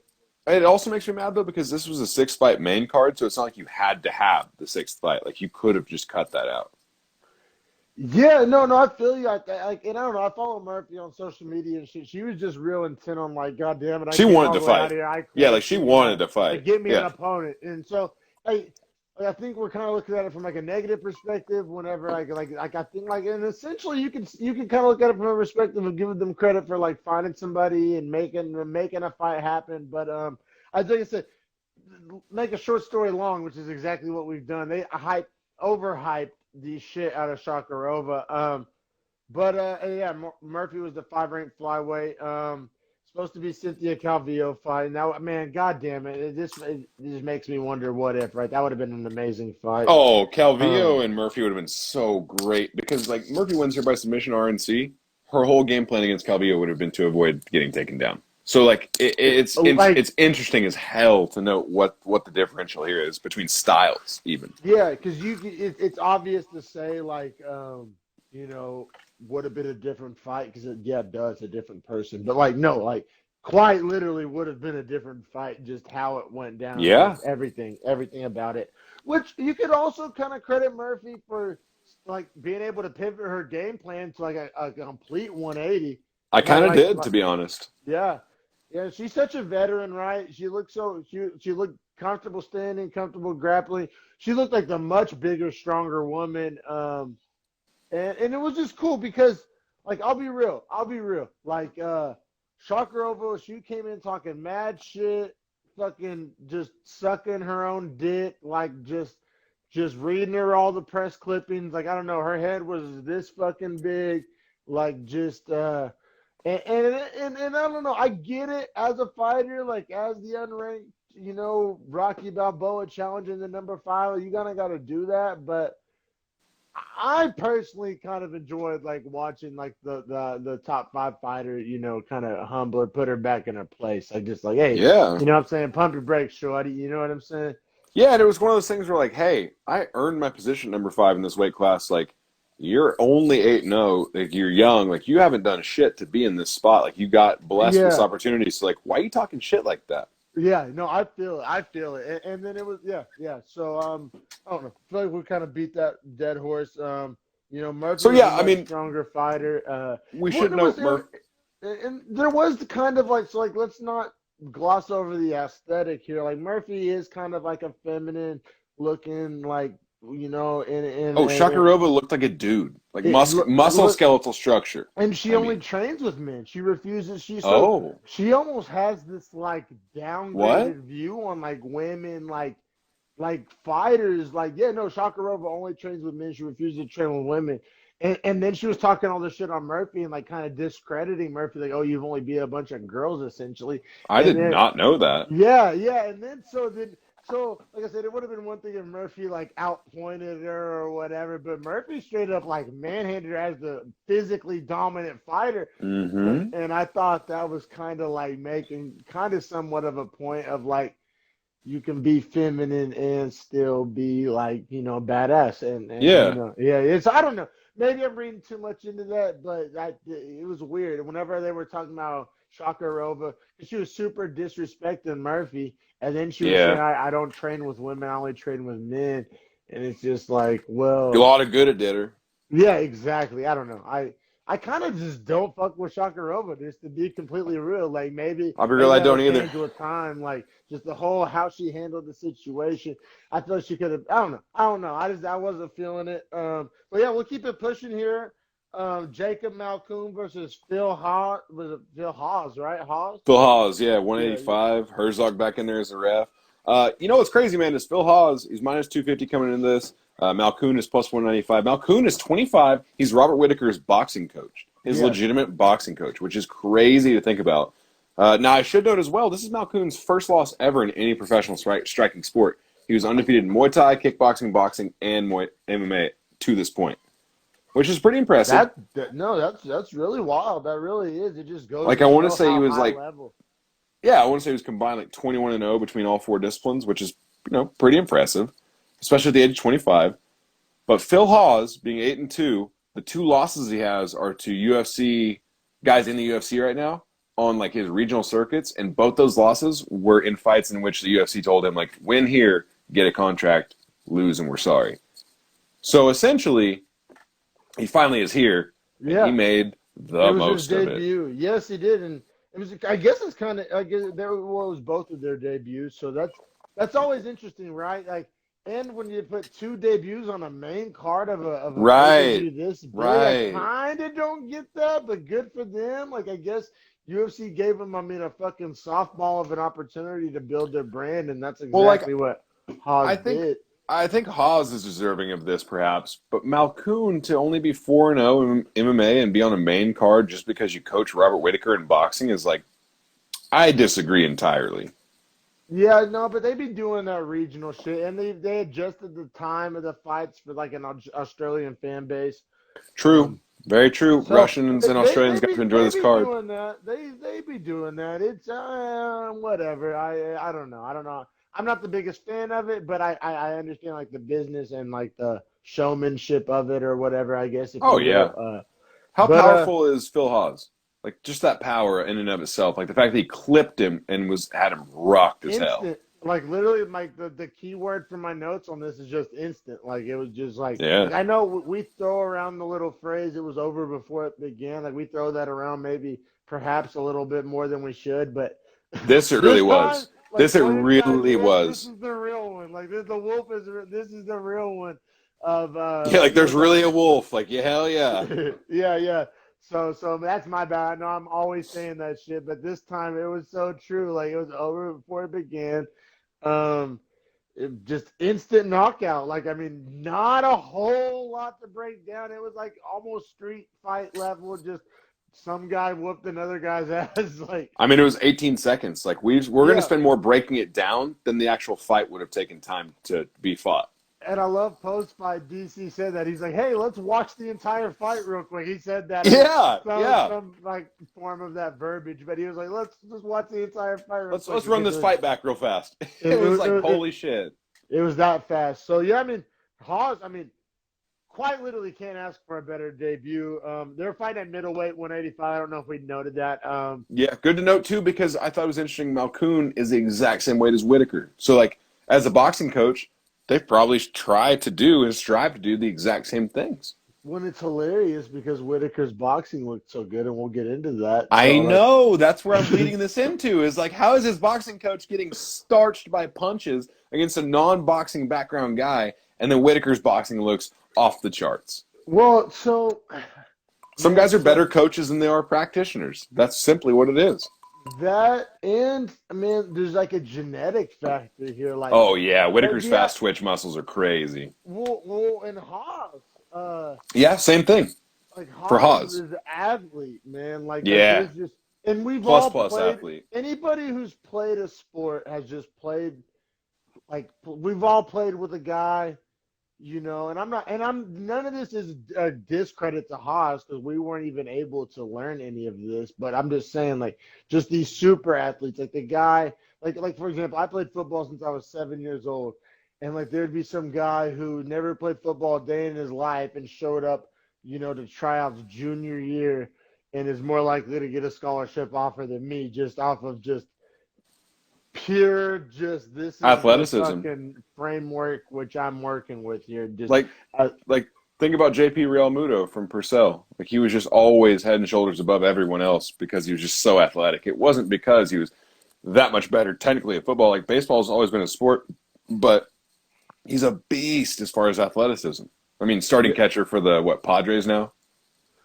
I had no idea he was from Purcell, bro. You just honestly blew my What? mind. That's really dope. Really? You didn't know that he was our He Gatorade? RH? Yeah, he's our same class. He was our Gatorade Athlete of the Year in Oklahoma, our graduating year. I swear to God, I had to play against him just off of odds. Yeah, you did. In if you played football up till like in elementary, you played against him. Playing baseball and football until like 5th grade. Like Harry Williams talks about playing against him and playing with him. Yeah. So I'm sure you played against him. Yeah, that's crazy. That's wild. Starting catcher for the Padres, like Gold Glove winner last year. Is it Archie Bradley? Archie Bradley, starting pitcher for the Diamondbacks. Well, no, he's the closer now. Is He's he? the closer. Ooh. He's on gas for 1 inning. Yeah, and cashes checks. So like I asked Greg about it yesterday. Baseball cards, and everybody's like, "You're an A's fan. Why do you want Archie Bradley cards?" And I always get to tell a little story. Yeah, you're like, "Hey, I saw football. He's fucking badass." Bro, do you remember when Greg speared him in the chest for like an almost sack, and he still launched the ball 65 yards into his receiver's hands? I tell that story like all the time. He was like almost on his knees. That was like some Mahomes type shit. Like it was like legitimately shocking arm strength. Like anyone that watched that would have been like, "Whoa, he just did that." But sorry, tangent. But it's still irrelevant because it comes full circle to say like athletically certain guys are cut different, and sometimes you can know all the right shit, you like execute perfectly, and you gonna still lose. Sorry, one more time, maybe blame it on the Buffalo Trace if you want to go down little Uncle Rico memory lane here. But this is actually a college story, so it's not just high school stories here for me. I'm with it. We were playing some shitty little Christian school like Southwestern Assemblies of God or some shit. God damn it. I played at Oklahoma Baptist University. So we would play all these little fucking weird Christian schools. And there's a classic guard tackle pull counterplay, right? I was the guy. I was an undersized linebacker, not the fastest guy. I played linebacker from the neck up. And so guard tackle, that's as obvious as it gets. That's such like if you don't read that, like what are you even doing here? And so I read it it's a mile inside out. Away. And I hit the like play side C gap like just and I'm there before they even get there. And on film it literally looks like a cartoon. I like come like rolling backwards fucking like back past the free safeties. Like it doesn't even look real. It looks like some shit out of like a corny football movie. Because both of them there was like 700 pounds of man pulling, and I read it. I did everything perfectly, like exactly how you coach it, and I tried to blow the hole up. I weighed all of like 205, 210. Yeah. And there was 700 pounds of man in the guard tackle counter pull. And bro, it literally doesn't even look real. Like I come like rolling out like Looney Tunes like style, like 15 yards back downfield the other way. Like, and so I say all that, like, that's how like the coach, like, how can you coach? Like you can know sometimes everything what to do, but you just sometimes physics and actual, like, you know what I'm saying? Come into play. I've been there before where I was a pulling guard and like literally got rocked so hard that I got like forearm shivered to the ground by the defensive end who like, I guess essentially knew it was coming and was just like waiting to check me as soon as I got up. And that shit sucks. It's not fun. Man. Like it sucks because you did it right, but you got punished because you just weren't ready when you got there. I feel you. Anybody that's played football knows our pain. But man, essentially that's like the story of the next fight. Is that Walt Harris? And this next fight gets us into the meat and potatoes here, and the meat and potatoes of the card. You know, the last 3 fights were bangers. Yeah. All top 10 matchups. You cannot ask for a better, like legit. You pretty much can't ask for a better top 3. I know I always be trying to compare cards with 2020. Like, this takes the cake, right? I know. Do I do this too often? 245 with Holloway, Volkanovski, No. Aldo, Jan, I'm talking and about of 2020, yeah, just this that year. was 2020. Yeah, that was 2020. 45. There's been that many pay-per-views this year. Maybe it was 250. 50? Whatever Masvidal Usman was is a 3-title fight 2020 card. So those 3 fights are all title fights. You're right. It's the one we bet on with Holloway Aldo I and got always get over fucked. my skis. I always get over my skis. I have But this recency card bias. was better to me as far as like it wasn't as hyped, but delivered harder. So my expectations were lower and the product was better. True, and it was true. All right, man. It's like spending $7 for a G and getting like a $18 G versus spending $15 for a G and getting like a $14 G. Like you're happy one way and a little upset the other. Hold on, I just want to take a second here. I'm gonna look into the camera. I'm gonna get close. If you're over the age, if you're the legal age to buy weed, you're buying about a gram. What are we doing here? What the fuck are we doing here? Look at yourself in the mirror right now, and unless that shit's like an infused pre-roll, go get your shit together. Re-examine your life. All right. I'm sorry. That was a little PSA. Oh, dude, I have people that come to work with me. They're old, like 40 years old. They'll be like, dude, I got a G for $7.65 today. I'm like, you bought a G? Like, my first question was like, that's what you went out looking for today? Like, quarters and up. Like, let's get serious. We get serious. That age better be top shelf. Yes, yeah. Actually, but all right. Yeah. Sorry, yeah. No, we should jump. Well, we should. Wait. Where are we at on where we at on time? Where are we at on time? Because like I'll put Khabib in his own card. You know what I'm saying? Me too. But we should get these two in before this 2-hour mark. It's okay. You're right. So we'll jump into Walt Harris and Alexander Volkanov, or I always do this, Alexander Volkov, because Volkanovski and Volkov are so goddamn similar, but one guy's Russian and one guy's Australian, and I have no idea how that makes any sense. And one guy's a heavyweight, one guy's what, like a 134 or 145. Yeah, featherweight. Yeah. All right, so Alexander Volkov, 7th ranked heavyweight versus Walt Harris, 10th ranked heavyweight. So we got a nice top 10 matchup on our hands. Quick timeout before we get into the fight. Did you notice Volkov's back piece? The tattoo, right? He got it like covered up, or bro, why did he get it covered? He had the sickest stingray with like, it was all like tribal patterns inside the stingray. Like I loved his stingray tat. Like that stingray tat was sick as fuck. I think in 2020 people are just moving away from the tribal, man. I guess. But he got it covered. He got it covered with a Japanese samurai shogun mask. So that's not any better. You gotta like pivot your cultural appropriation every couple of years. You know what I'm saying? Like you just gotta stay ahead of the curve. You know what I mean? Like Japan's so insulated they don't give a fuck about appropriation. They don't even know you're doing it. No, they're like just go ahead. They think it's cool. No, it's whatever. No, in all reality, I thought the tattoo was sick. Like I know you like the old one. It was sick. The art was sick. Like whoever did it, that was all we talked about for 5 minutes was how sick his back piece was. Like it was sick. I can imagine who started that conversation off, but Kenny and Fillmore. Yeah, you already know. But yeah, man. All right, so round 1, Volkov, he wobbled him. He wobbled Harris. Yeah. His striking was very nice. Just crisp. I had to Volkov for sure. It's just exactly what you would want Volkov's game plan to be. Be the longer man. Be the more precise man. Like. Have better striking and control the distance, which is exactly what, and it's always, like we say, easier said than done. Like we say that like it's so easy and it's so hard, but when you do it, it looks so easy. And that's why I was so hard on those other heavyweights, because like it's like, motherfucker, don't tell me it can't be done. I just want the better version, do it better. Like, right. So don't tell me it can't be done because Volkov out here doing it. Like I watched the top 10 matchup and the guy did it. So when you're outside the top 10, you say it's too hard. You're bullshitting me. Like your skills just aren't there. And that's where I was coming from on that last breakdown. But yeah. No, I feel that. So in round 2, man, that front kick, it was like a front, like is it a T kick? Toes. Is it? It's probably a teep, yeah, because he leads with the toes. It's not. He doesn't lead with the heel or the middle of the foot. Like it's a teep, like because he leads with like right the here, toes of the feet like to the liver.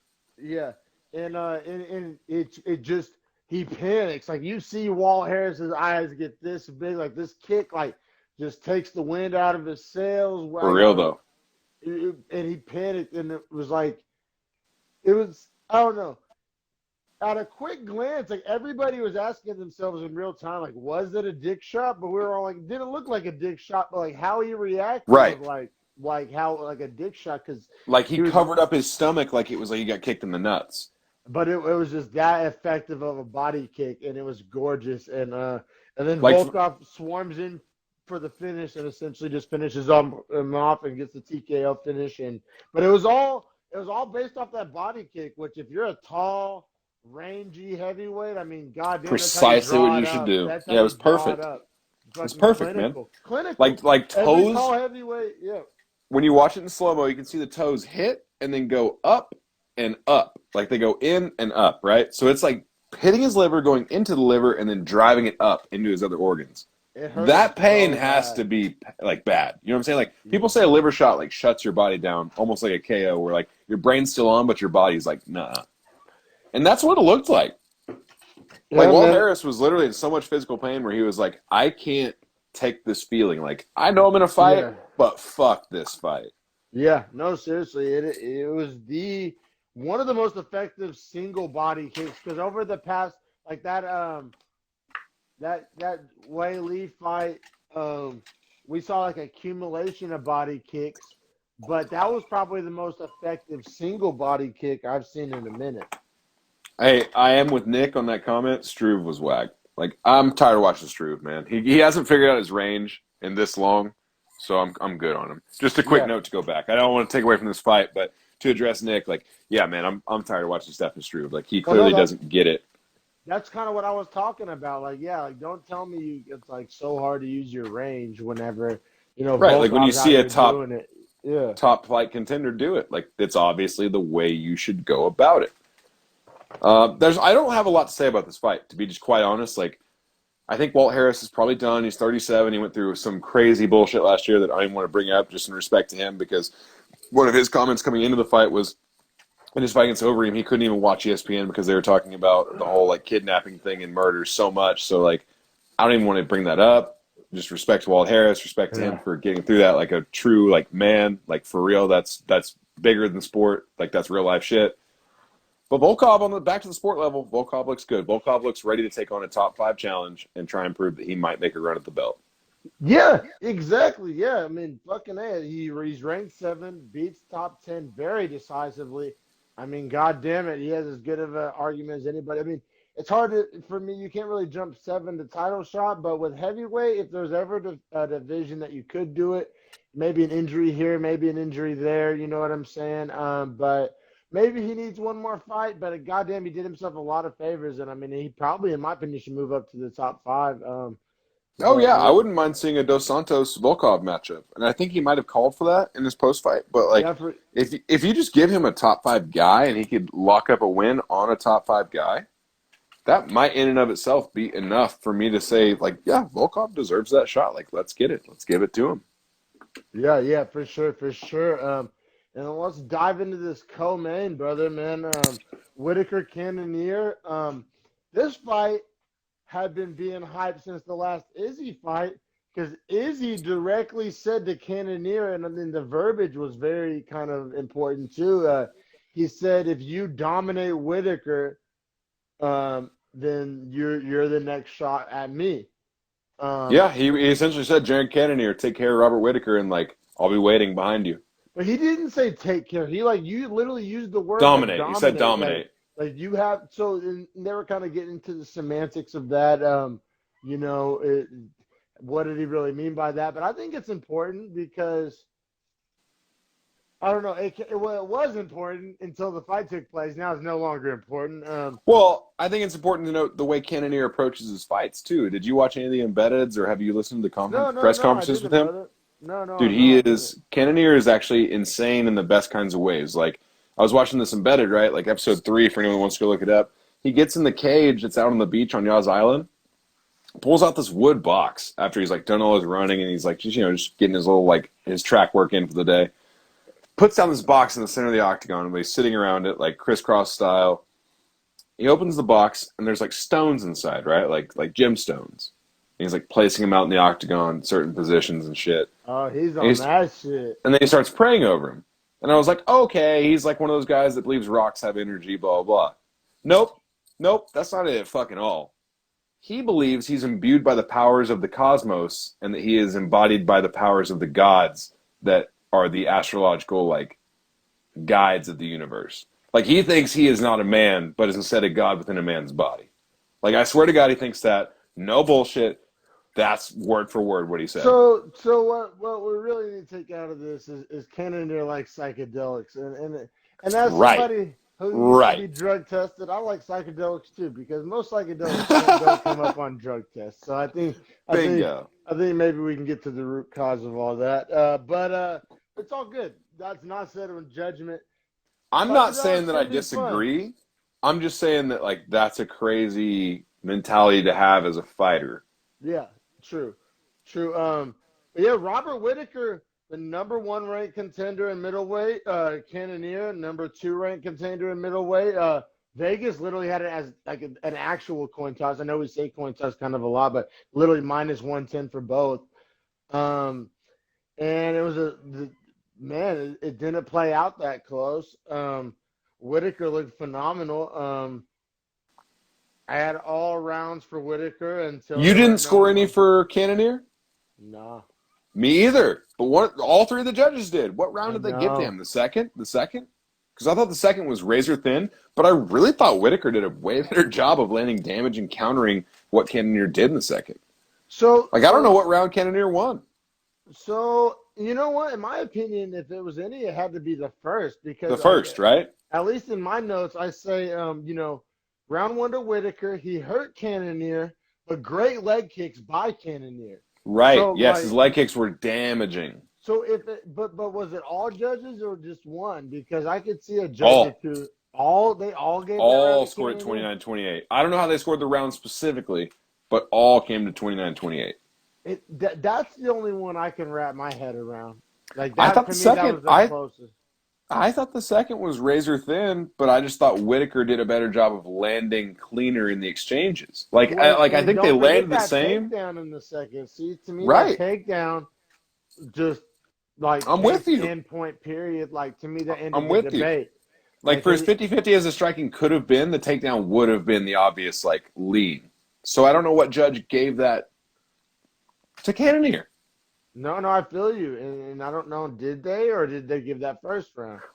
One judge gave the second to Cannonier, and 2 judges gave the first to Cannonier. So the first, I kind of get. Yeah. The second, what were you watching? And the third is clearly Robert Whittaker with the head kick drop. The head kick was clean, bro. I don't know how Cannonier stayed up. I was like making fun of him when the head kick lands. I goes, oh yeah, tell the sun god about that. And then he survived, and I was like, all right, maybe the sun god's talking a little bit of shit. Like, that's crazy. The sun god's looking out. Yeah, no, Cannonier's tough as nails. Yeah, goddamn chin and just, like, everything else you'd want, appeared. But yeah, no, Cannonier did not just offensively he let the fight come to him, I feel like. And because it was weird. Robert Whittaker's jab was essentially the game changer in this fight, but Cannonier had the much longer reach. So that's another, like, how do you let that happen? It's because Whittaker's so explosive, man. He's all fast twitch, but he can fight 25 minutes, which is crazy, dude. Like Whittaker is as a badass. He really is. To be quite honest with you, man. And dudes have like asked me this question since we've been doing our podcasts, like. Because I talk good about Whittaker. Like, I tell people, Whittaker and Adesanya, like, that fight is way closer than you think it is. Because Adesanya finishes in the second, and it looks bad.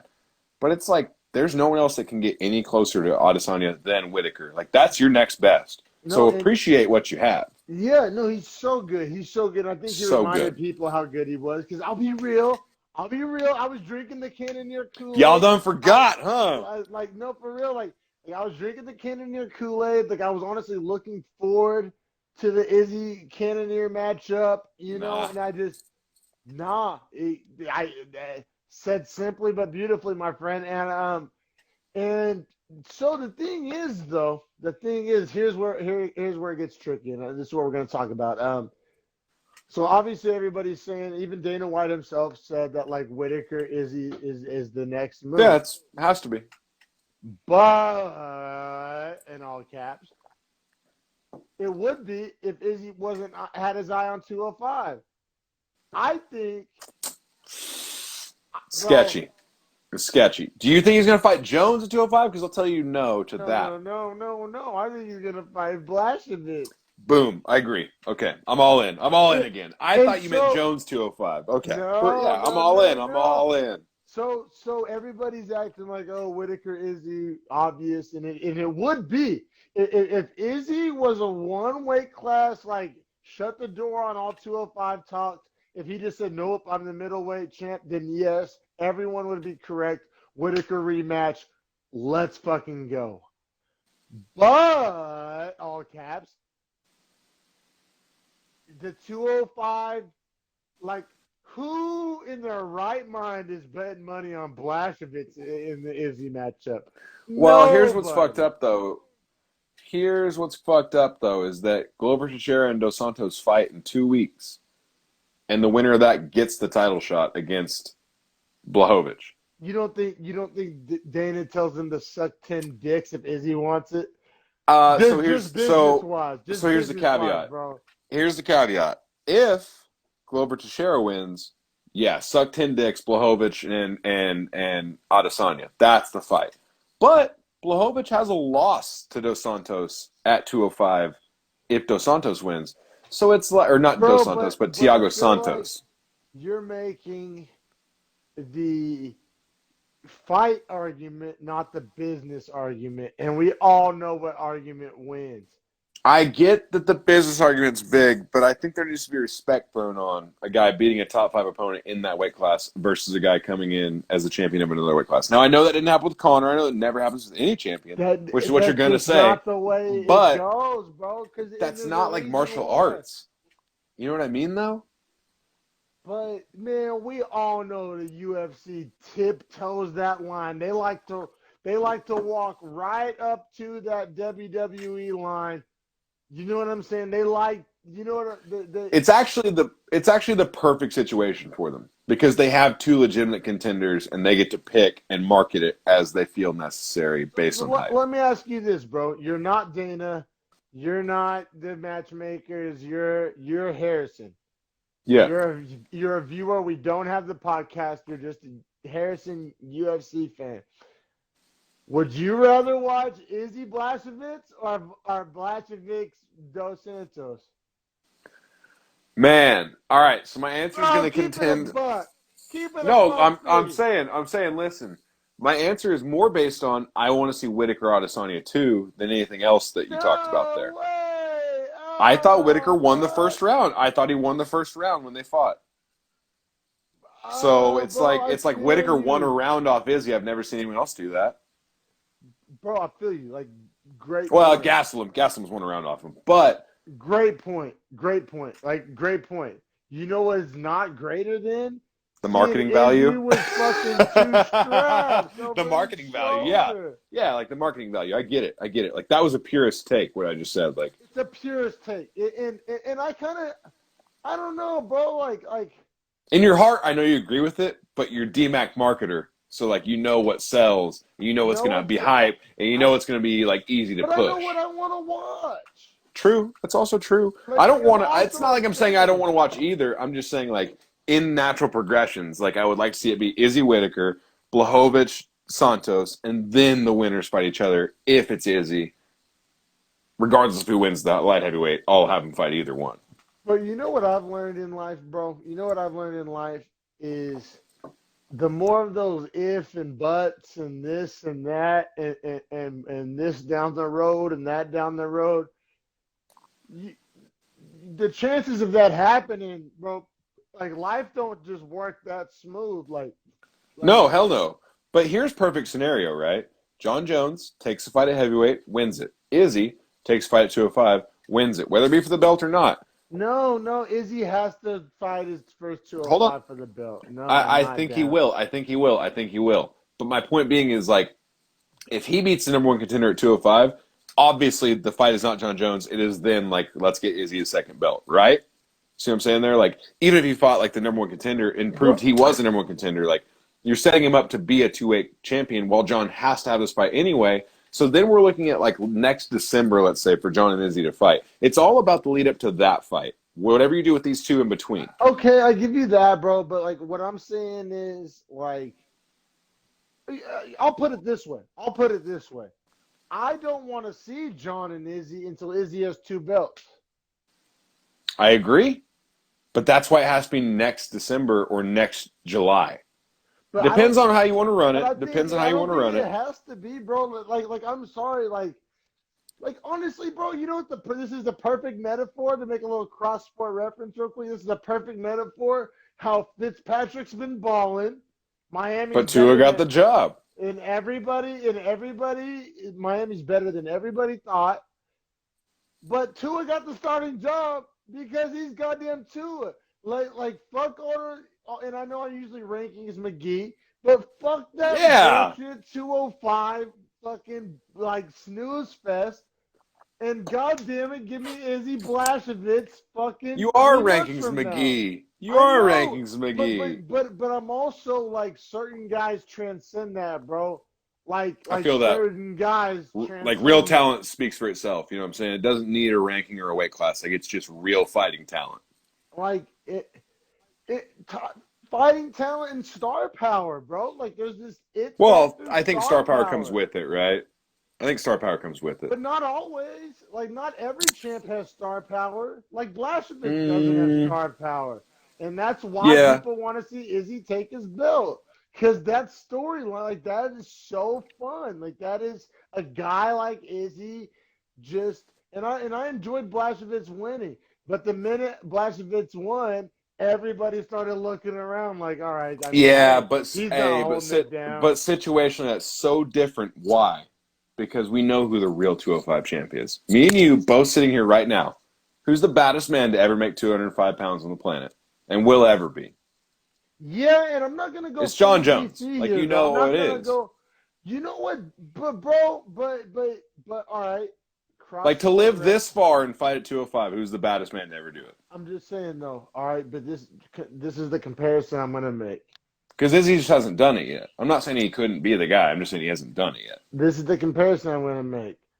That's like to me right now, and maybe I'm out of line. That's like saying Antonio Brown's the best receiver in the NFL.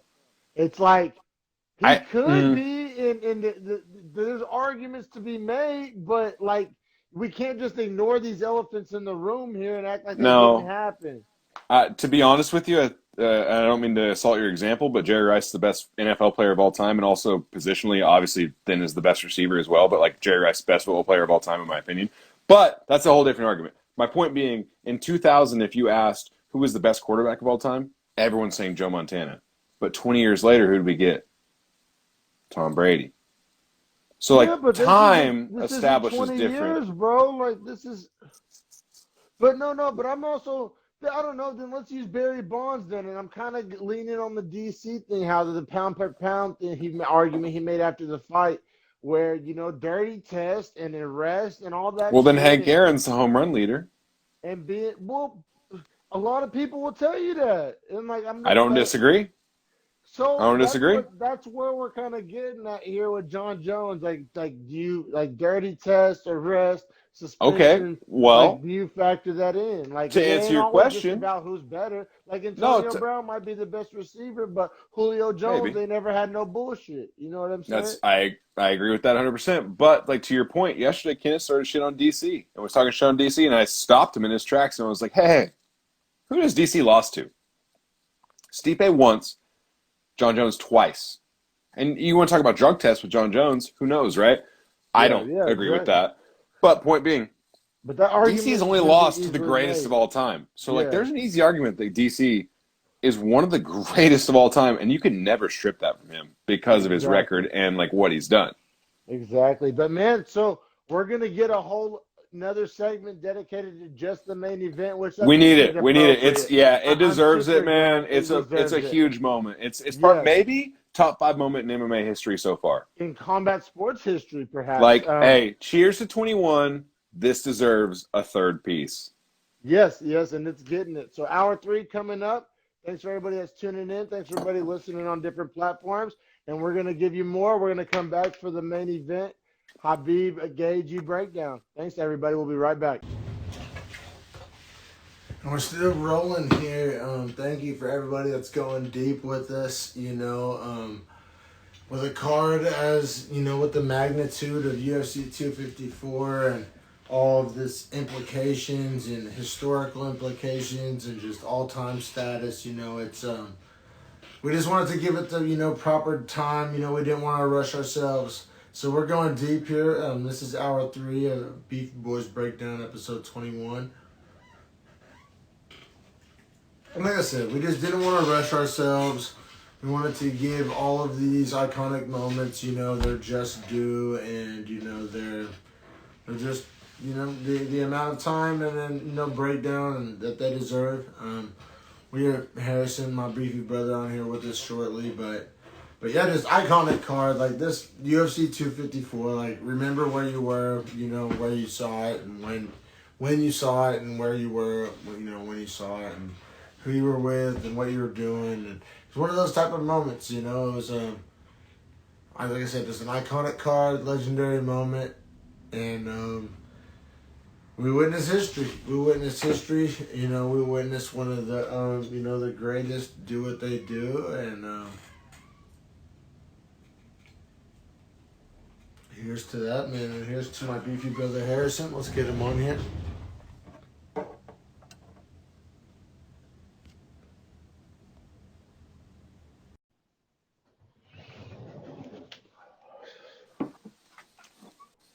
Yo, what up? Hey, my guy, you pulling up right now? I literally poured it while I was accepting the invite. You know what I'm saying? We're fat up in this motherfucker. There we go. Well, here, let me get a little cheers to this main event. Here's if you want to see the bottle's damage so far. Let's see. Oh no. Yeah. You're killing me. But I'm on 80 proof and you're on 90 proof, so the work is considerable.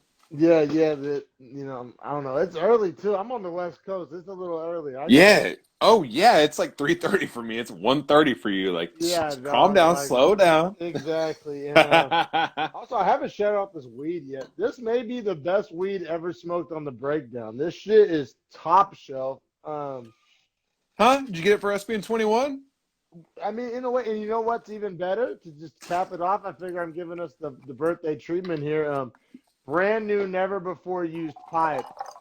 Ooh, that's not bad. Top shelf. I mean, top shelf by anybody's standard. It's like Bay Area top shelf. It's called If it's Bay Area top shelf, it's everyone's top shelf. You know what I'm saying? Cherry pancake syrup. God damn, you guys got crazy strain names. We don't even have cherry pancakes or syrup. Like, we got like cherry fucking OG. You know what I'm saying? Like, they're still weed names. Well, yeah, these dessert strains have just gone crazy. It all started with cookies, obviously, and then, I mean, just there's all the dessert strains. It's like its own little category now, just dessert strains. That's what you call them. But yeah, no bullshit. Are you serious with that? Oh yeah. Like you can go into a dispensary and say I wanted a dessert strain, and they would not be like, what does that mean? Oh yeah, I mean they're gonna give you some cookies, some lava cakes, some sherbet, the limits, the options, yeah, some cherry pie, ice cream cake. It's like the governance of California is so bad, but the society is so good. Like, I don't know how the fuck you go. Like, I understand why you're there, but at the same time, I'm like, why are you there? You know what I'm saying? It's one of those things where I'm like, it sucks, but everything else is so good outside of what sucks. Yeah, it really is the true dichotomy. And there's some people out here that just don't even, like, I don't know if they don't see it or they just, like, willfully ignore it, but, like, the downsides, like, I just did a whole Dreadful Talk episode on the homelessness crisis. I saw that. Dude, I actually watched the whole episode, was super interested because, like, I hear so many Californians talk about, for people listening, shout out Dreadful Talk, go follow if you want to know about the homelessness in the Bay Area. Like, that is actually a fantastic episode, dude. Like, that was a super good episode. Yeah, and it's just something. I mean, so there's the homelessness. There's like the highest taxes in the nation. Like Triple just talk, triple triple talk. talk, my man. Yeah, yeah. Got the merch. You got the merch. And but yeah, man, I mean, it's like so. I can only really talk for the Bay Area, but then I hear guys like Rogan and Diaz talk about the same shit going on in Right? LA. In But like LA, like I think it's a the state. homelessness, the taxes, just the crowded, the traffic. I mean, just the housing costs. I mean, the downsides are obvious, but I mean, the upsides are obvious too. So it's the give and take. It's the give and take. I The pandemic has exaggerated the give and take. I'll give you that. Wait, so let me ask you this, because this is going to play directly into our fight breakdown here. What is the pandemic like in San Jose? Because that is where one of our fighters in this fight trains out of, and like he couldn't fight Tony Ferguson because he couldn't leave Russia, and since has left Russia whenever they opened and let him travel to be in San Jose so that he then could fight in the UFC. So like, what is San Jose like right now? Like, give me a breakdown of what that feels like.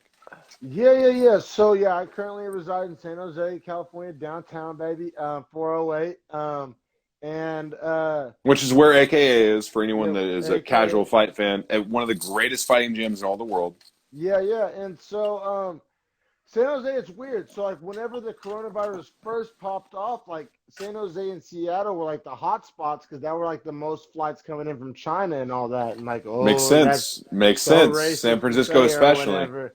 I Yeah, mean, that's just geographical transportation. Like, it makes sense. no, bro, it's racist. But I'm just, but Yeah, bro, where they came from physically in the world is racist. Like, yeah, yeah. totally, bro. Shout out Tim Dillon, you know what I'm saying? Uh, Hey, but Tim J. Dillon, but at him on Twitter. but yeah, man. So the Bay Area when it first popped off was like a hot spot, and I was so scared. I was so paranoid. Like I quit my job like before people was quitting their jobs. Like I was wearing fucking gloves and all masks, all that I mean, before. shout out, bro. If it had been anthrax live in the air, like, I mean, you because were taking the right precautions because we we didn't know. didn't We didn't know. know. We We didn't didn't know. Yeah, know, and right. Like, I'm with it. I I'm was with it. scared shitless, and like the Bay Area was a hot spot at first. Now I don't know what to believe. Like to be honest, with everything's so watered down. So now, then for a point, the Bay Area was like quote unquote handling it better than other places. So then our cases were way down. But then it's like now they're trying to say they're going back up, and it's like now I'm so like confused, and it's like, do I believe them? Is this propaganda? Is it just going to disappear after the election? I don't know. Right. And like I know, and I'm in this position where I'm like super healthy and like relatively fit and really strong, and like so like, am I scared of it?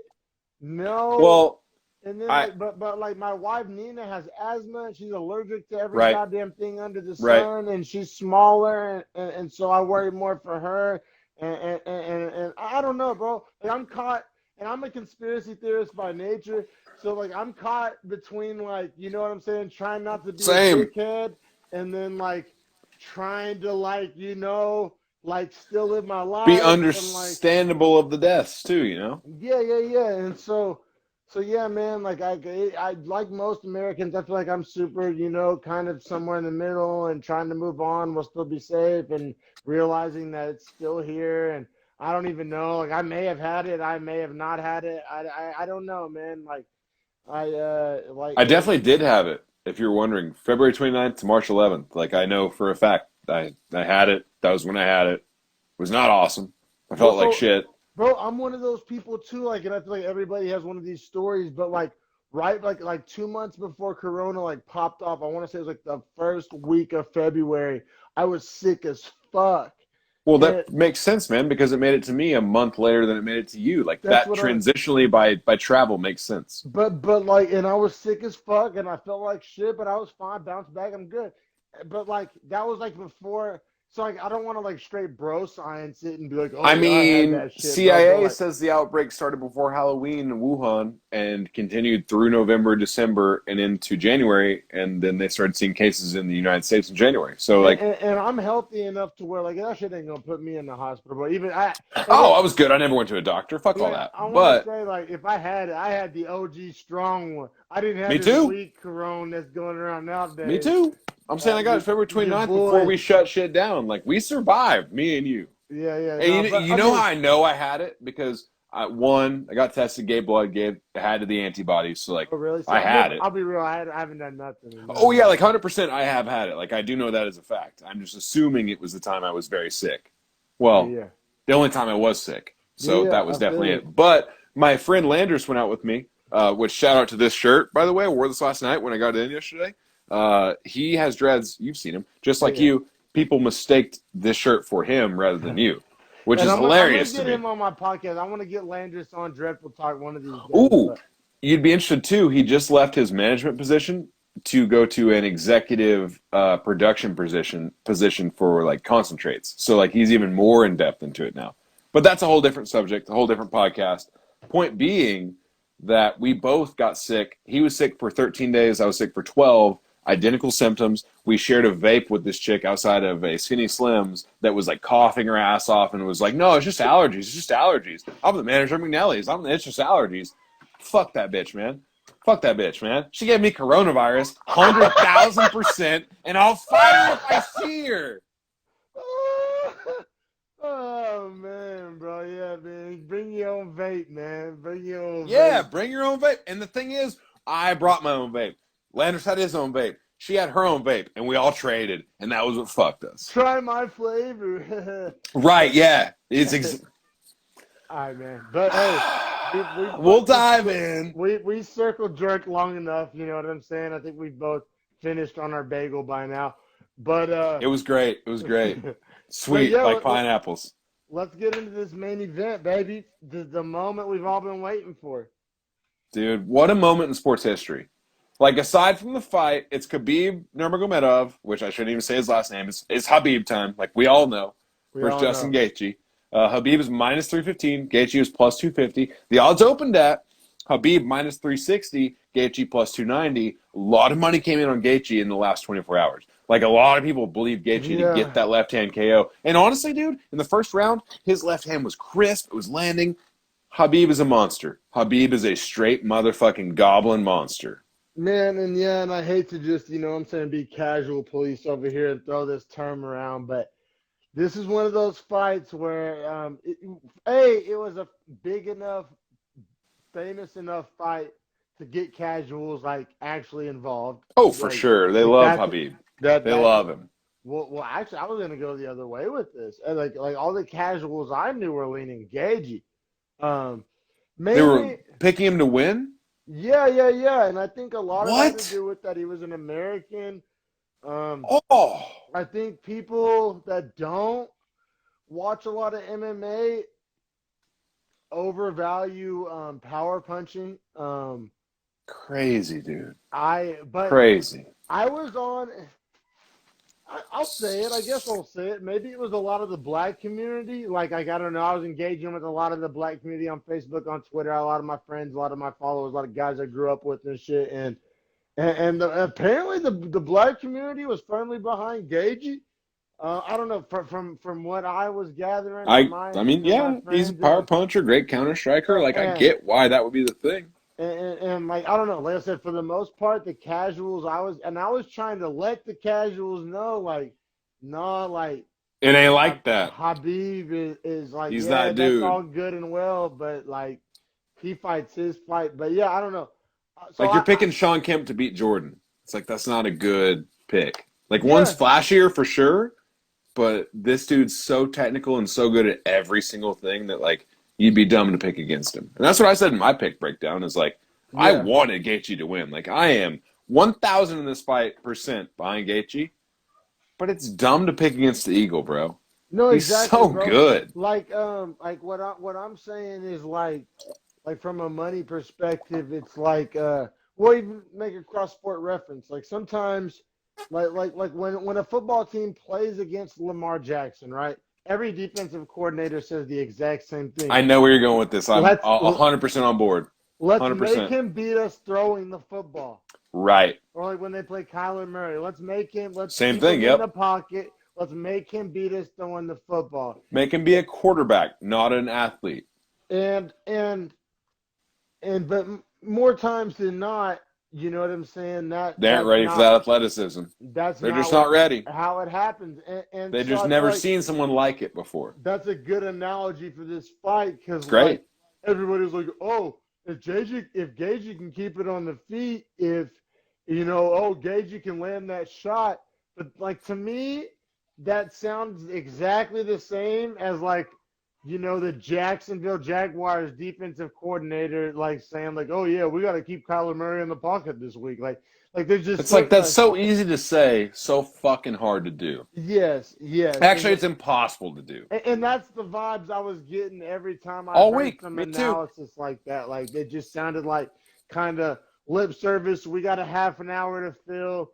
I never really heard like a really good reason why. Oh, and then the hot take, it kind of gained steam, like among casuals, in the week leading up to the fight was like, oh, bro, Gaethje was a D1 wrestler, bro. You really think hilarious to me. Hilarious. On the grappling, bro. Really, bro? Like straight PC principal voice, hashtag PC hilarious principal to me. Like, oh, hilarious. Yeah, bro. You think Khabib's just gonna take D1 wrestler down, bro? Like hey, let me address those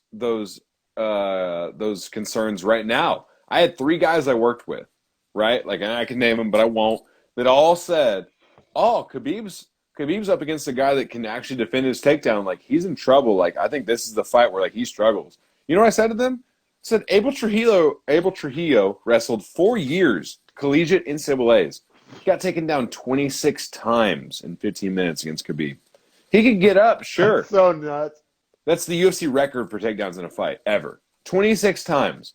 So when you tell me anyone on the face of the earth can defend Khabib's takedowns, you're wrong. You're just flat out wrong. There's not a person besides someone that's bigger than him or besides maybe fucking a guy that literally only wrestles. Like if you were asking him to, like there's no striking, only wrestle him, maybe he defends it. Even still, I don't know, dude. Like his wrestling is so fucking good that even DC, who's 90 pounds heavier than him, says sometimes I get taken down by Khabib in practice. What the fuck is that? Bro, there's levels to this shit. There's levels to the shit. And like I know this is like drunk bro science that nobody gives a shit about, but I'm gonna say it anyway. Like Khabib has me reevaluating the way I approach street fights. Me too. Me too. Bro, if you want to fight me in the street and I'm with my girl and my dog, my wife, whatever, and I can hit a takedown and just get on top, I'm gonna do that. Wrist controls all day. It's all goddamn day. Like I'm not standing with no fucking buddy, dog. I'm just gonna say. Bows with the wrist control. If you're not a kickboxer, wrist control is the most dominant part of a fight I've ever seen in my life, and it's all based on what Khabib has shown me. And bro, and I'll be real, I'm not trying to be that guy that like watches UFC fights, like, oh, I could do that. Like, no, I'm not saying that. But I'm saying what I'm saying is I think you could though. I've been getting in street fights since I was 4 years old. Right. Yeah, we've been in fights. Me and you, both of us. Yeah, we've been in street fights. I'm not, and I said I always had a strategy, the same strategy. It changes when you watch Khabib, though, huh? Doesn't it? Everything, bro. Bingo. Bingo. I'm not trying to box no fucking buddy, dog. Like bingo. I'm getting the single leg or double leg, either way. I'm getting especially my football background, and I'm getting wrist control, and I'm dropping bows from the ground and pound. This sounds dumb, but if you were to fight a fight, you would look identical to Dominic Reyes. And I know that's like a name comparison, like Dominic to Dominic, but like you have the explosive athleticism, you have like the same level collegiate football experience, and your overall physical prowess is probably the exact same. Like you could do the same things Dominic Reyes does if you trained And I want to them. make this very clear. Like I'm talking about like in the streets. I'm not talking about against Streets. a trained, like I'm No, not like saying, in a bar, like a guy's talking shit, you or just like boom, just shoot a around double my leg. shitty neighborhood that has like it's like Sure. I'm right in the middle between like a Norteño and Sereno like battleground, like they competing Sure. over territory. Or Like if even Saturday when Greg was over and I fought Greg, like Greg, great athlete. Wouldn't yeah. matter with technique. Yeah, no, if you get that wrist control. So I'm just talking about, man, like, I don't know, probably gone too far down that rabbit hole, but this Khabib has just made me reevaluate, like, combat sports and just self-defense and all that. But, I man, think that speaks to the greatness that is Khabib, right? Because he yeah, makes you reconsider what is fighting in the street. yes, yeah, He what is literally makes you effective? reconsider what is effective in human nature. Like human nature, like you're talking about 7 billion people, and he shows you this thing is possible. Like you don't need to strike as long as you can take someone to their back, and that's all you need. And the wrist control, he just took, which he didn't invent wrist control, but just took No, it to a next level. You know what I'm saying? Next he level. perfected wrist control. Yeah, Didn't yeah, invent, but perfected. perfected, It's like exactly. Tesla with the car. Like Henry Ford invented the car, but Tesla kind of made it to where Took it to all the next the level. right, like where there's no loss of physical motion. Yeah, and yeah, I know we haven't actually officially started breaking down this fight yet, but I mean this whole little segment is just dedicated to just what is Habib, the greatness This of is Habib, the mhm. Habib kind of to me, like you know what a good comparison, cross sport comparison to me is? I'll compare Habib to Steph Curry. Yeah, The he's way, different and he's changing the whole way the game is played. yes, Like yes, I knew what like you're gonna say. Like that was yeah. Habib's like wrist control smash technique reminds me of Steph with And the the three step ball. back three and the off the dribble three and the 30-foot three. Like it really kind of does. Like because and then now like say Shimaev comes Harden along. and Shimaev. Harden and Or Shimaev. They're very I was gonna comparable. say Trey Young. I was gonna say Trey Young. You know what I'm Or saying? Devin Booker. There's people that But emulate that style to make it the and it best makes the ever. sport better. Right, because guys have to learn how to stop that It puts style, and they it can't. changed the sport. And Absolutely. Habib is definitely in that vein. Like Absolutely. I saw Ariel trying to make the Habib Jordan comparison. I like the Habib Steph comparison better. Me too. Me too. Because he's not necessarily going to be the greatest of all time, but he's going to change the way your sport is ever played, Yeah, which yeah, might be more impactful. You know what impactful. I mean? Yes, Like Wilt Chamberlain made it where there's 2 free throws for 2 shots instead of 3 free throws for 2 shots, right? Like you used to shoot 3 for 2 until they realized like Wilt's scoring too many points. Like we got to make it and I 2 for think 2. Wilt was the reason why the 3-second call 3-second existed as rule, well. They right? Like made multiple rules. when you start changing the game to make a player less dominant, which is essentially what we're going to do with Khabib, You feel me? in not so much of a way. Like we won't change the rules, but Okay, I was like about to say I was gonna but get the way mad. fighters fight, is Yeah, going to change that's why I based on like the watching him Steph do what he comparison does. better than the Wilt comparison because Yeah, Steph because you're not changing the rules. You're just seeing a player so good at the using rule the set that rules. you have to be better within the own rule set. I Yeah, totally agree with you. I totally agree with you. yeah, man, and shout out to Justin Gaethje too. Justin Gaethje, American, bad motherfucker, tough son of a bitch, game as they come.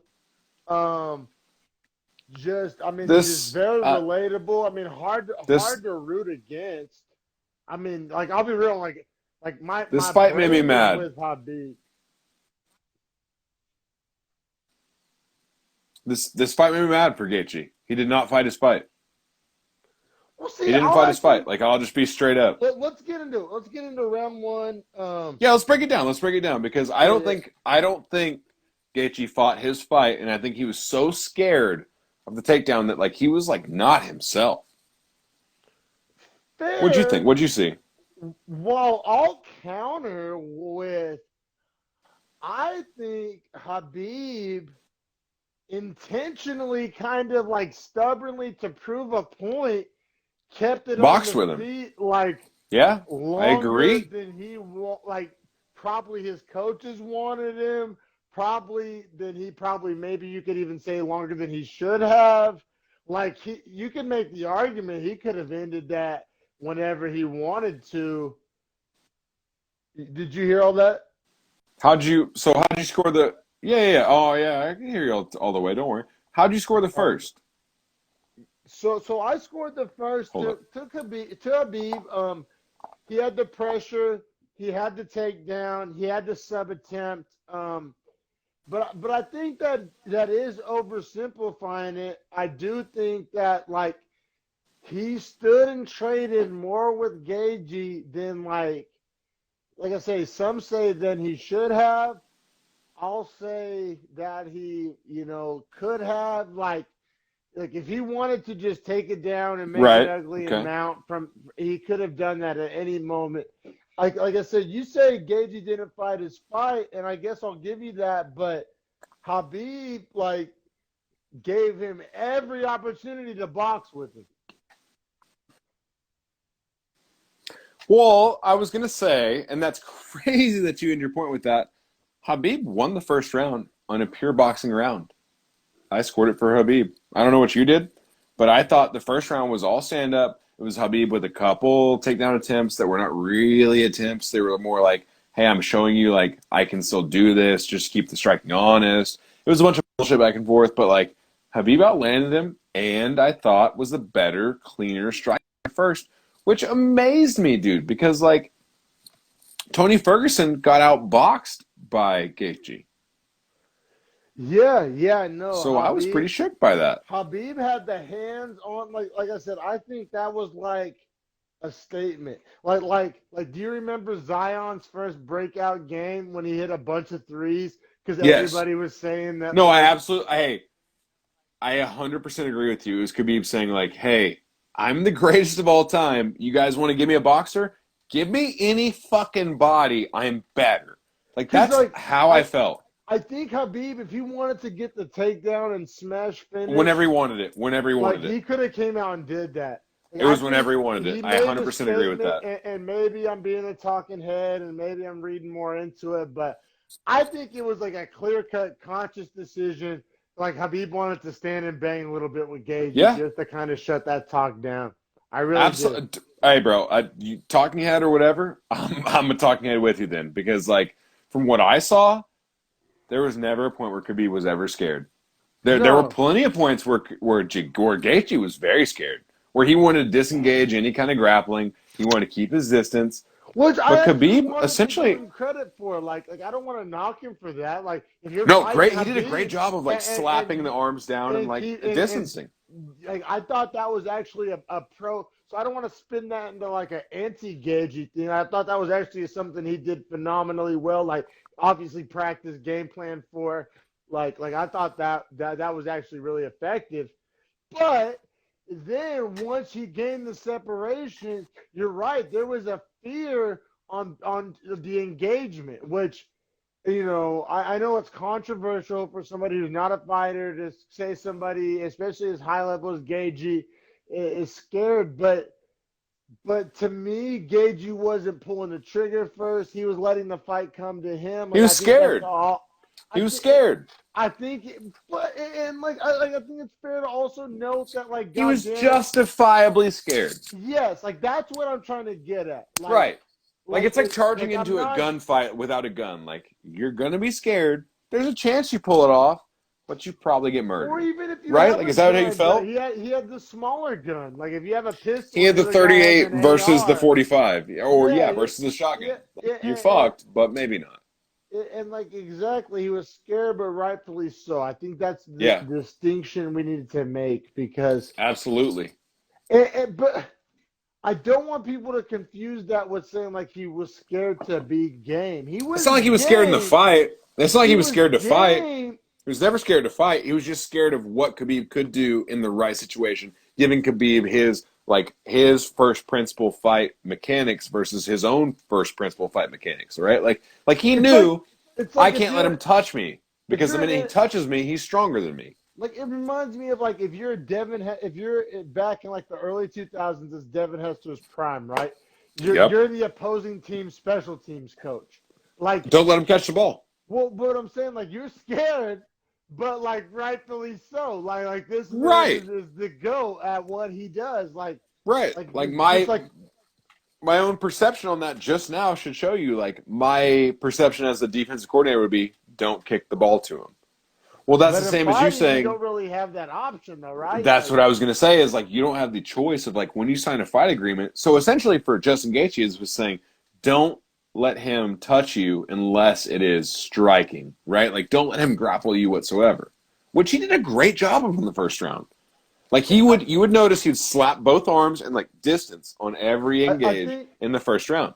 I think fighting, and this may be an oversimplification, but it reminds me of like a gauge of, like, say this side's defense and this side's offense. You can't have your cake and eat it too. If you're leaning more towards Right. defense, Absolutely taking true. away. And I think Gage's defense was honestly pretty fucking on point. It was great. But the thing is, Gaethje's an offensive fighter, so he was Right. taking His away game plan from was his fucked. strength to compensate for a weakness, which it actually worked. It is his own weakness. But it didn't work. It's complicated, but like I thought Gage's defense was great, but it was so great that it was too good, and you weren't fighting your own fight. Yeah. It's like, and we've no, me and Harrison played football together. We've all been playing against an impact player. Maybe he's a big recruit, maybe he's a stud, whatever. Where it's like our coach shifts our whole game plan of what we usually do because of this one guy. And even if we accomplish that, it hurts us in other areas. And I think a lot of athletes can relate to that. And I think that's what happened to Gaethje. I think Gaethje focused so much on the scrambles and the disengagement from the scrambles and then the creating separation in the scrambles, which he accomplished really good. But it just took away from what he actually does best, which is throwing them things, throwing heat, throwing piss missiles. Yeah, piss missiles is exactly the fuck right. Like, it reminds me of, like, if you go back to our junior in football, our Del City game plan was tremendous, right? It was stuff the running back on the give and always hit the quarterback when he keeps it, or if he doesn't keep it, right? Because they're in triple option. Like, that's a good game plan. Like, it was a solid game plan because it made both guys not want to have the ball in their hand. So then when neither guy wants to have the ball, you're at the advantage, right? Now, the opposite is true whenever you're talking about, like, let's play a spread offense. Let's rush the quarterback. Well, as soon as he gets the ball off, you're fucked because you just put everyone else in one-on-one positions. And that's essentially what this fight felt like, was like Khabib was like trying to rush into the pocket and like try and make it his fight with like the striking. Or I'm sorry, Gaethje was trying to make it his fight with the striking. But Khabib's striking was there. It was so good. It was so good. It was so good compared to Gaethje, who's a really great boxer. Like, maybe the best boxer 155 besides Conor. So you're talking about, like, how do you beat this guy? You don't. You don't, right? Like, you're talking about, like, we'll defend their passing game, but they're going to run for 8 yards of carry on us. Well, we fucking lost the game then. Yeah, and no, I feel you. And I guess just to kind of, just say the obvious, Khabib ended up winning by triangle choke. Let's dive into it. Let's dive into his win because it was amazing. His transitional attack. Like, he could have easily. It was amazing. The armbar. Whatever he wanted. Like, it was conventional wisdom led itself to the armbar, but I feel like that was a flex. I feel like I'll be honest. It was whatever he wanted. It was whatever he wanted, but I feel like he chose the harder option. No, it was a flex because it was 4 options available as to which way you take this guy out. Like, that's why it's a flex, is because you put yourself in a position to say, I'll win the game any one of these 4 ways. Like, that's a flex in and of itself. But then to think that, like, he hits his takedown, and then he's not just like, oh, I'll just stay on top and strike him out. Like, no, I'll move to full mount. He finds out in the first round, like, I can get full mount whenever I want it. Yeah, so he gets the full mount. I wanted to touch on that. Like, bro, I'll be real. He figured out in 15 seconds, I'll go full mount whenever I want. In full mount, I was like, yeah. It was trouble. Big trouble. Like, and, like, the first round ended. It was over right then. Even though it wasn't over, it was over. I had hope. I had hope. I had hope. I would sell the farm at that point. The minute I saw Khabib get full mount, like, super fast, super easy. Oh, I mean, it was like that. Like, he just fucking. Yeah, it was. Yeah, it was like he literally took like one step with the knee, the other step with the knee was in full mount. Now they rounded in super fast, and I thought Gaethje is going to defend this full mount way better, right? He absolutely did not defend it any better, and got full No. mounted again early in the second. And as soon as I saw Khabib get the full mount, I said, "This fight's over." Like Gaethje's gassed. One, maybe I don't know if he's gassed, but he just doesn't want this. Two, Khabib is doing whatever the fuck he wants. And then, like, it was so much to the point where Khabib was doing what he wanted that he wasn't even like, I'm just going to strike while you're down. I'm just going to sit up on your face, wait for you to throw both arms up, and I'll decide what I want from that. Yeah. That was crazy to me. Because And essentially, that's why, you bro. I'll take be the real. risk of completely losing your position. I never drank the Gaethje underdog Kool-Aid, bro. I Good. never Good. You shouldn't have. like a lot of, like I said, I don't know, maybe. Excuse me. Good. Cheers to that. Like I Bless you. Cheers. excuse You me. should Yes. not drink that Kool-Aid. Khabib is the I'll fucking drink real this deal. Buffalo Trace instead. But yeah, bro. Like I legit. I didn't drink the Kool-Aid. A lot of people were thinking that Gaethje was gonna get the knockout. I didn't. This I fight didn't played either. out exactly how I thought it was, with the exception of Khabib literally gifting him some boxing. Me too. Me too. I Yeah, thought Khabib would just be relentless on the takedown all 5 rounds, never give a fuck, just do what he always does. But instead, he chose my last fight ever. Surprise, surprise for all the viewers at home. He chose, I'm going to outbox a man who's the best boxer at my weight class, and then I'll submit him once I prove that. And yeah, I yeah. loved every And that's second, man. Like, exactly what happened. He put on a show. It was a LeBron Jordan type of like iconic performance, like to where those guys at the highest level get to pick and choose how exactly they go about beating you. yeah, Like Nigel Houston in because skating. they I earn mean, it, because they earn the right to do that. It's a yeah. privilege that is given, not or that is earned, not given. And Khabib of all men has earned it and not Yes. been given it. Yeah, and he did retire after the fight. He said that he told his mom that he wouldn't fight without his dad, but he had kind of like counted on his dad surviving this at least fight, which didn't happen. But he had already committed, and he didn't want to let the fans down and all that, which I respect the fucking hell out of. Yeah, I And mean, I actually wanted to ask you about this, like, just on a personal level. Like, me and you are both guys that, like, didn't really have a dad that, like, was that, didn't mean that much as Abdulmanap meant to Khabib in their lives. Like, how'd you feel about this, man? Like, I damn near cried when he was giving his speech because I was like, it's so real that you do that for your mom in the death of your dad. Like, you know what got me? What got me, and I think it was like in the second little interview or second part of the interview or whatever, but whenever he talked to Gagey and was like, enjoy the time you got with your parents. yeah, Yeah, yeah. He said you never know what can happen. Like, please appreciate these moments. and man, like, bro, like, ask somebody who currently lives about 1,500 miles away from his mother, man. Good point. Oh, oh, goddamn. Like, I was definitely doing the thug cry. You know what I'm saying? Yeah, that's what I'm saying. Like, I couldn't Like, talk while he was talking because I was like, I'm dog, not gonna cry, but like, god damn, everything you're saying is, I mean, it's real life shit. Like, everything he said was so fucking real life shit that, and like, like we're even at that looking back age, on it, it right? makes me want to cry. Like we're watching our parents get older, right? Yeah, like we're 4 years younger than Khabib is. Like, we're going through Yeah. almost the same things he is. No, like I'm next year I'll be the age of my mom was when she had me. And like that's always been a weird little milestone for me, like a weird little Yeah, checkpoint, like a weird little I don't know. And so yeah, no, dude, like yeah, I think every single person can relate. And like I was watching it with Nina, and both of Nina's parents are dead. oh So yeah. so that hit like Yeah, that's super big. Like, I that bet hit for her, if heavy. she appreciated it like we did, like, that had her Like crying on the ground. You know what I'm like saying? Like, Nina's dad died when she was like in high school, I think, or shortly after, like 1920, and then her mom died when she was like 7, 8 years old. So like, and ironically enough, wow. my mom was.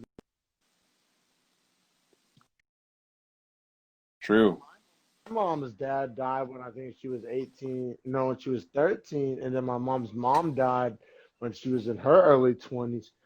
So like just with all that around me, like it definitely just made me take a second to be thankful. You know, my mom's still alive and kicking, and like, and it also like you want to know something that's real. We're getting that real. Like me and my dad recently, like I pretty much so like I like for those that haven't watched the episode of I think it's episode 7 of Dreadful Talk. If you want more reference as to what I'm going to talk about, Quick timeout. Everyone should watch the episode. yeah, It and is. I It's tell kind of impactful, my bro. life Like straight up, story, like and that. Like that's the word I used to use. That is impactful. Like it's it, amazing. it has a lot to do with this subject matter. But so I had a situation where I had a guy I thought was my dad until I was 15.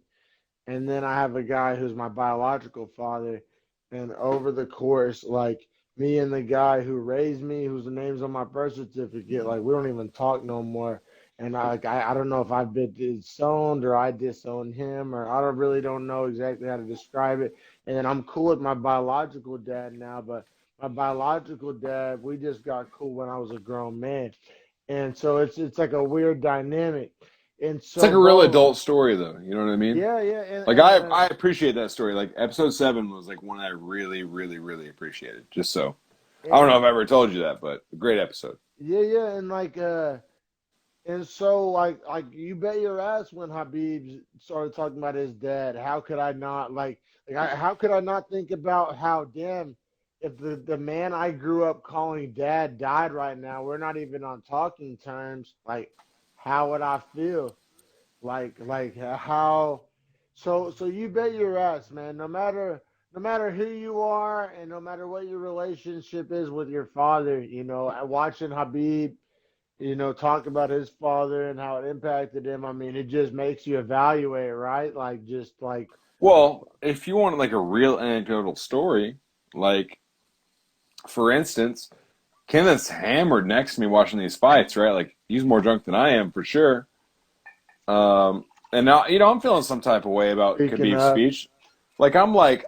Yeah, I'll pour up for that. I'm like, Khabib's speech was like, honestly, Khabib's speech on a sports level was like a whole different level. Like any sport, regardless of the sport, that speech was fucking amazing.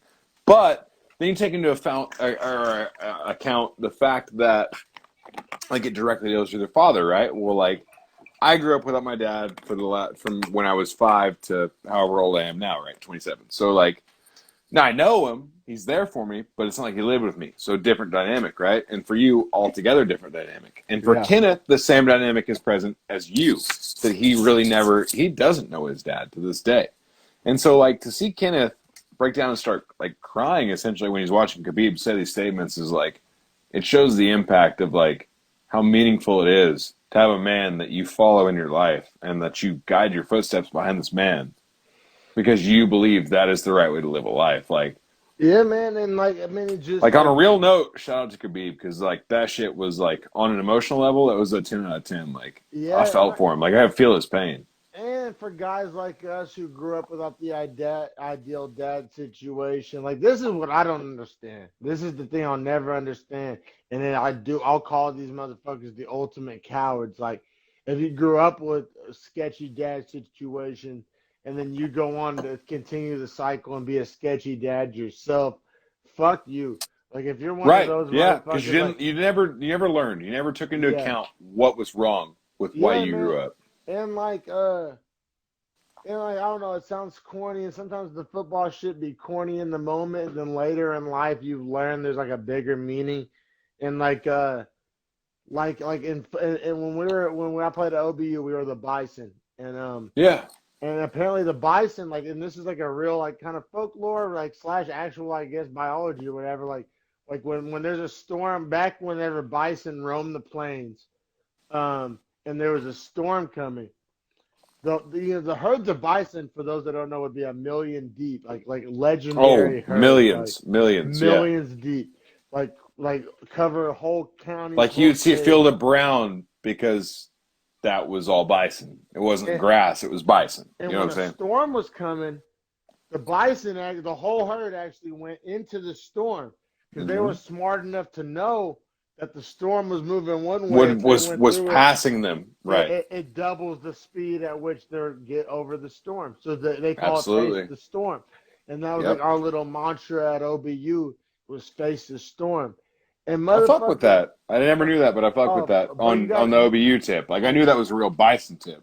no, but you gotta like lean in. Like sometimes when shit gets hard, you gotta Oh, if like you're not lean sold in. in, then you're fucked. Like Or sell in, like buy you in. if you the type of person that run away from fucking difficulty or controversy or Then you're dead. and I feel like that's what these motherfuckers that bail on their kids, you know what I'm saying? Like shit get a little hard or a little unaccording to plan or a little adversity and you know what I'm saying, you tuck tail and whenever everybody who knows like how real men conduct themselves know that's whenever you lean in and you embrace that challenge and you know what I'm saying, you adapt and you overcome and you navigate, you know what I'm saying, the rough waters. And like I said, like watching Khabib and his dad or lack thereof, you know what I'm saying, to be crass is just like you know, it should be motivation for every man out there. Like I haven't It had is kids for me, yet. bro. You haven't had kids yet, but like god damn it, don't you wanna like when I die, we all gotta die one day. Like when I die, I want my son to feel like the way Habib did about just like that's a good example. That's Dude, honor. Like you know what I if mean?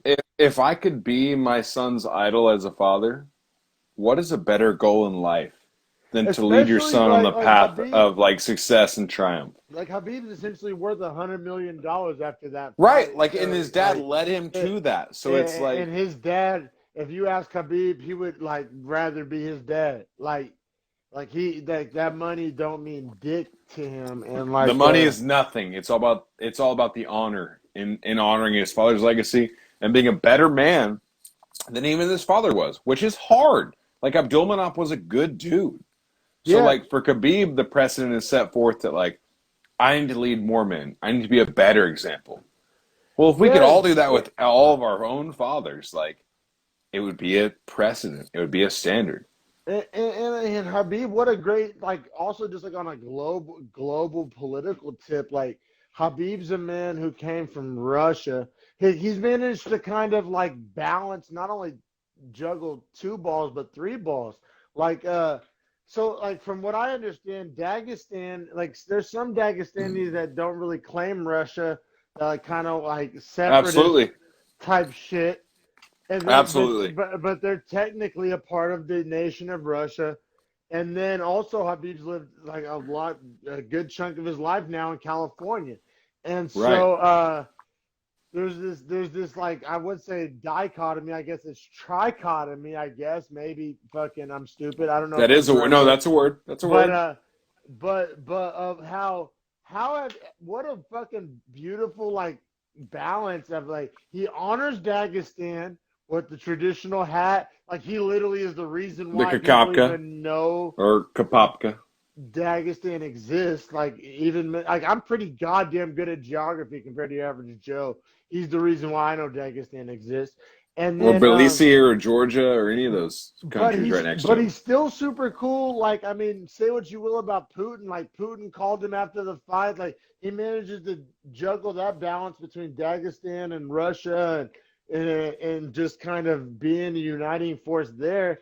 And he still has a lot of United States fans. He doesn't really step on any toes there. Like I don't know. Like I want to take a second to just pay homage to that. Like because I'll be real, man. Like I grew up like I literally remember moments when I was a child and my dad like the guy I grew up calling dad, not my biological father, Right, right, like right. actively telling me like not to root for Russian shit. Like those are the bad guys. Like I was raised like that, and and Me and, too. I and get it. but then the other night Rocky Four. I Rocky was Four. Like it's a big deal. I was full blown rooting for Khabib, man, and just like and he just doesn't feel like you're rooting for an enemy, right? Like he feels like he's He just a feels like you're shining rooting for example. what he feels like you're rooting for what a man should represent. Which, like, regardless, like, I take nationality out of Omar Khabib. Like, I'm like, what should a human be? And that Yeah, motherfucker is everything a yeah. human should strive to Like be. you would want your son to be Habib, and Absolutely. you would want Oh, your oh my God! If daughter my son was you would want Habib, your like, daughter I to marry a Habib. absolutely. There's not a question about it. Like, he puts God first, he puts his family first, and then he puts everything else second. It's Yeah, amazing. man.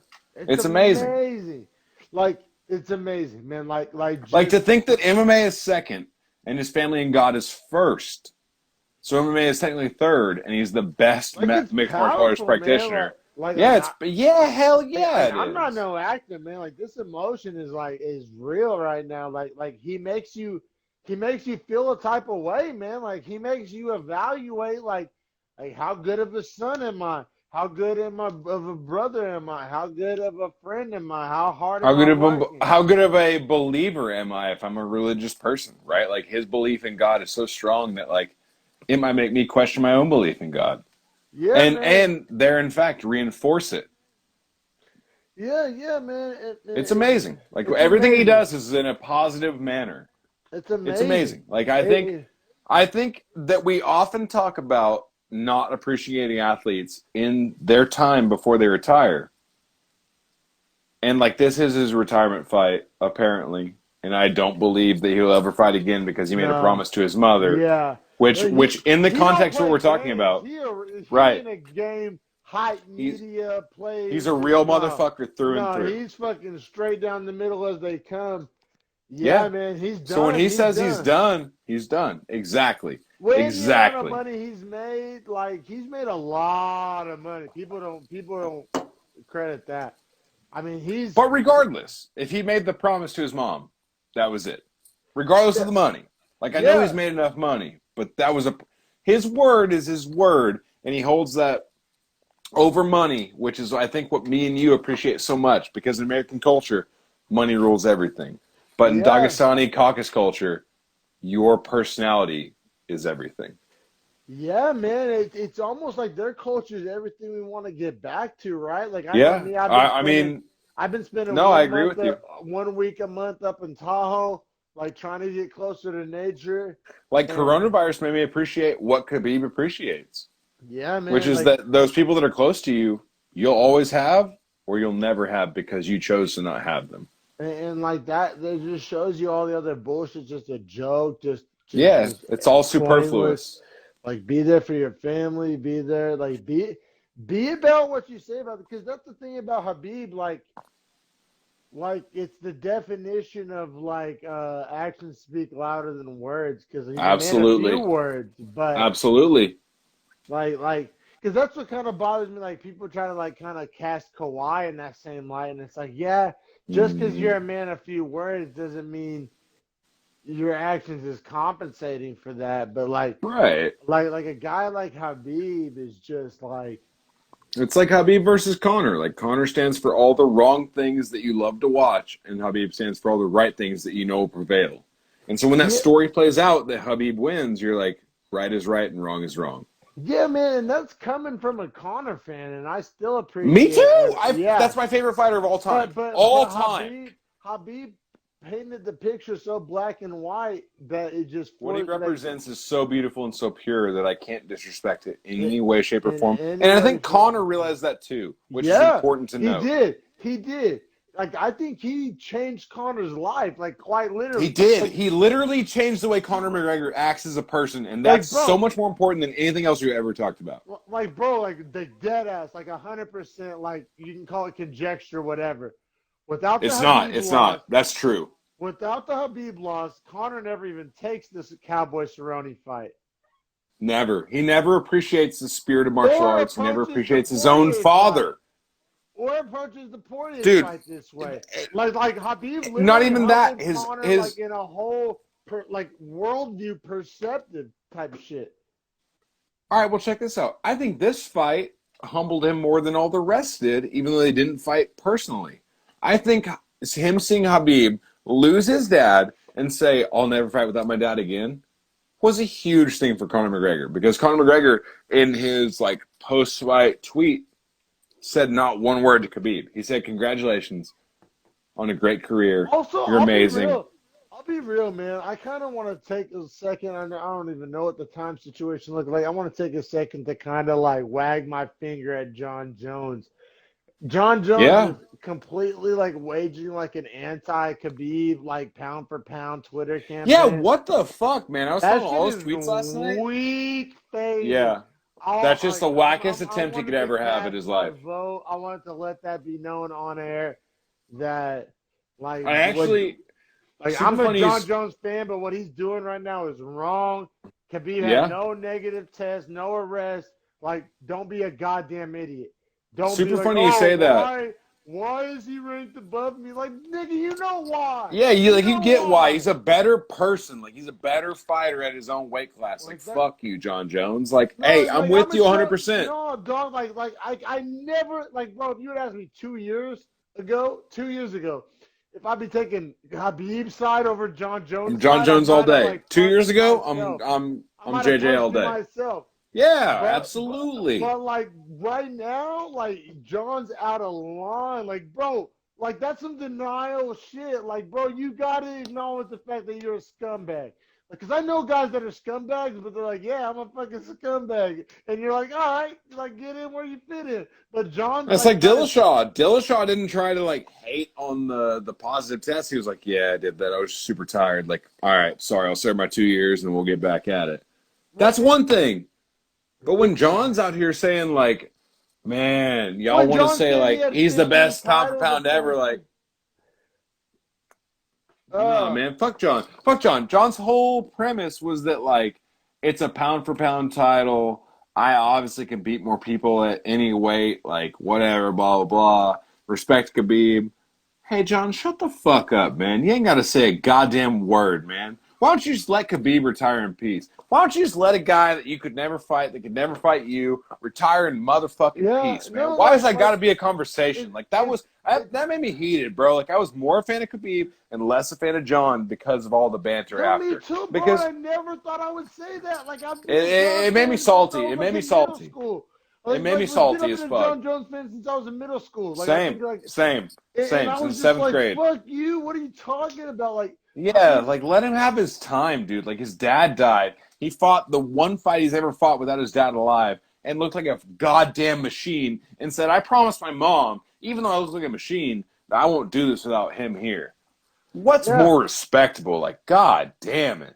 No, I feel you, bro. I really do feel. I did not fuck with that, and like that's coming from a John I Jones fan. hated That that. was I super screenshotted all the weak. tweets in case he deletes them like a bitch like he always does. Like Yeah, man. I might be on this DC hype train all the goddamn way now. Like that shit was out of line. Like you'll That never was fight Khabib. whack. You ain't got no reason to talk Like, bro, shit. Quit being a bitch. Quit being a and salty bitch. and even like timing matters, right? Like if he said this shit like 2 weeks from now, like as he's Totally having different. When you're saying it on the three night, minutes, when you're saying three minutes let him after he have his said, I love my flowers. dad, without Let him him here, have I his can't fight flowers without him. Oh my god, dude. Like the fact that on the John Jones, night. you know what, man? The fact that John Jones' dad hasn't died yet, and that's why he can't appreciate what Khabib's going through, is total horseshit, man. Like DC's dad has died, and John Jones wished him like rest in peace, blah blah. And fucking Khabib's dad has also died, obviously, and John Jones also wished him like rest in peace. But the fact that he can't accept the result based on what had occurred before, it makes me not be a fan of his, man. Like, you're not taking into perspective the real human events of what happened. Like, yeah, John Jones, yeah, I get it. You're 50 pounds heavier. You'd fucking work Khabib in a real fight. I fucking get it. But when you talk about human brains and like the stress and the pressure and all that, Khabib has outperformed you every single time. So like for John Jones to talk shit, it makes me mad. It makes me very upset. Very upset. Well, dude, to me, bro, like to me, it's like, you know what I'm saying? It's like Barry Bonds talking shit. Like I don't know. It's It's like like Barry Mark Bonds talking shit to McGuire. Babe Ruth, though. To Yeah. Babe Ruth. To Babe Ruth. Well, no, because Someone Babe that Ruth just was a doesn't do scumbag what he too. does. Well, that's what I'm saying. That's what I'm saying. Like Barry Bonds is like, hey, I did this in a modern day. Guys throwing 99. Like I hit him all at the park. Like you hit it with the guy going 90. Like we're different levels, but they're both scumbags, right? Like we can be like, okay, you're both scumbags. But we see But a guy Habib's like not a scumbag at all, bro. He's like right. Hank So when Aaron. Habib's Hank Aaron to me. he's Hank Aaron, a guy that we never had to question did he do it Yeah, illegally. He was just that gifted. Like yeah, that's no, the difference, right? It's like we're talking about Barry Bonds, John Jones, and Hank Aaron, Khabib. Like you guys aren't the same. You're just not the no, same. no. Like And what like you I said, both did is amazing, but what you did is not the same. so I want to give a last little cheers to episode 21 of Beefy Boys Breakdown UFC 254. We wanted to give Khabib his flowers. You know, shout out on a beautiful career. And here's Longest to you, episode Khabib. ever. It was for the retirement of Habib. For anyone that's listening, if anyone doesn't know, probably the greatest mixed martial artist of all time. Like this episode was warranted. And I hope you listen to this point because he is, I'm going to say it, the greatest pound for pound fighter to ever grace the octagon. He is. He is. I'm with you, brother. Hey, And if you man. agree, then that's episode 3. Hey, subscribe. Beefy Boys Breakdown on YouTube. We're coming to you on Spotify, on Podbean, and just subscribe. Fuck with your boys.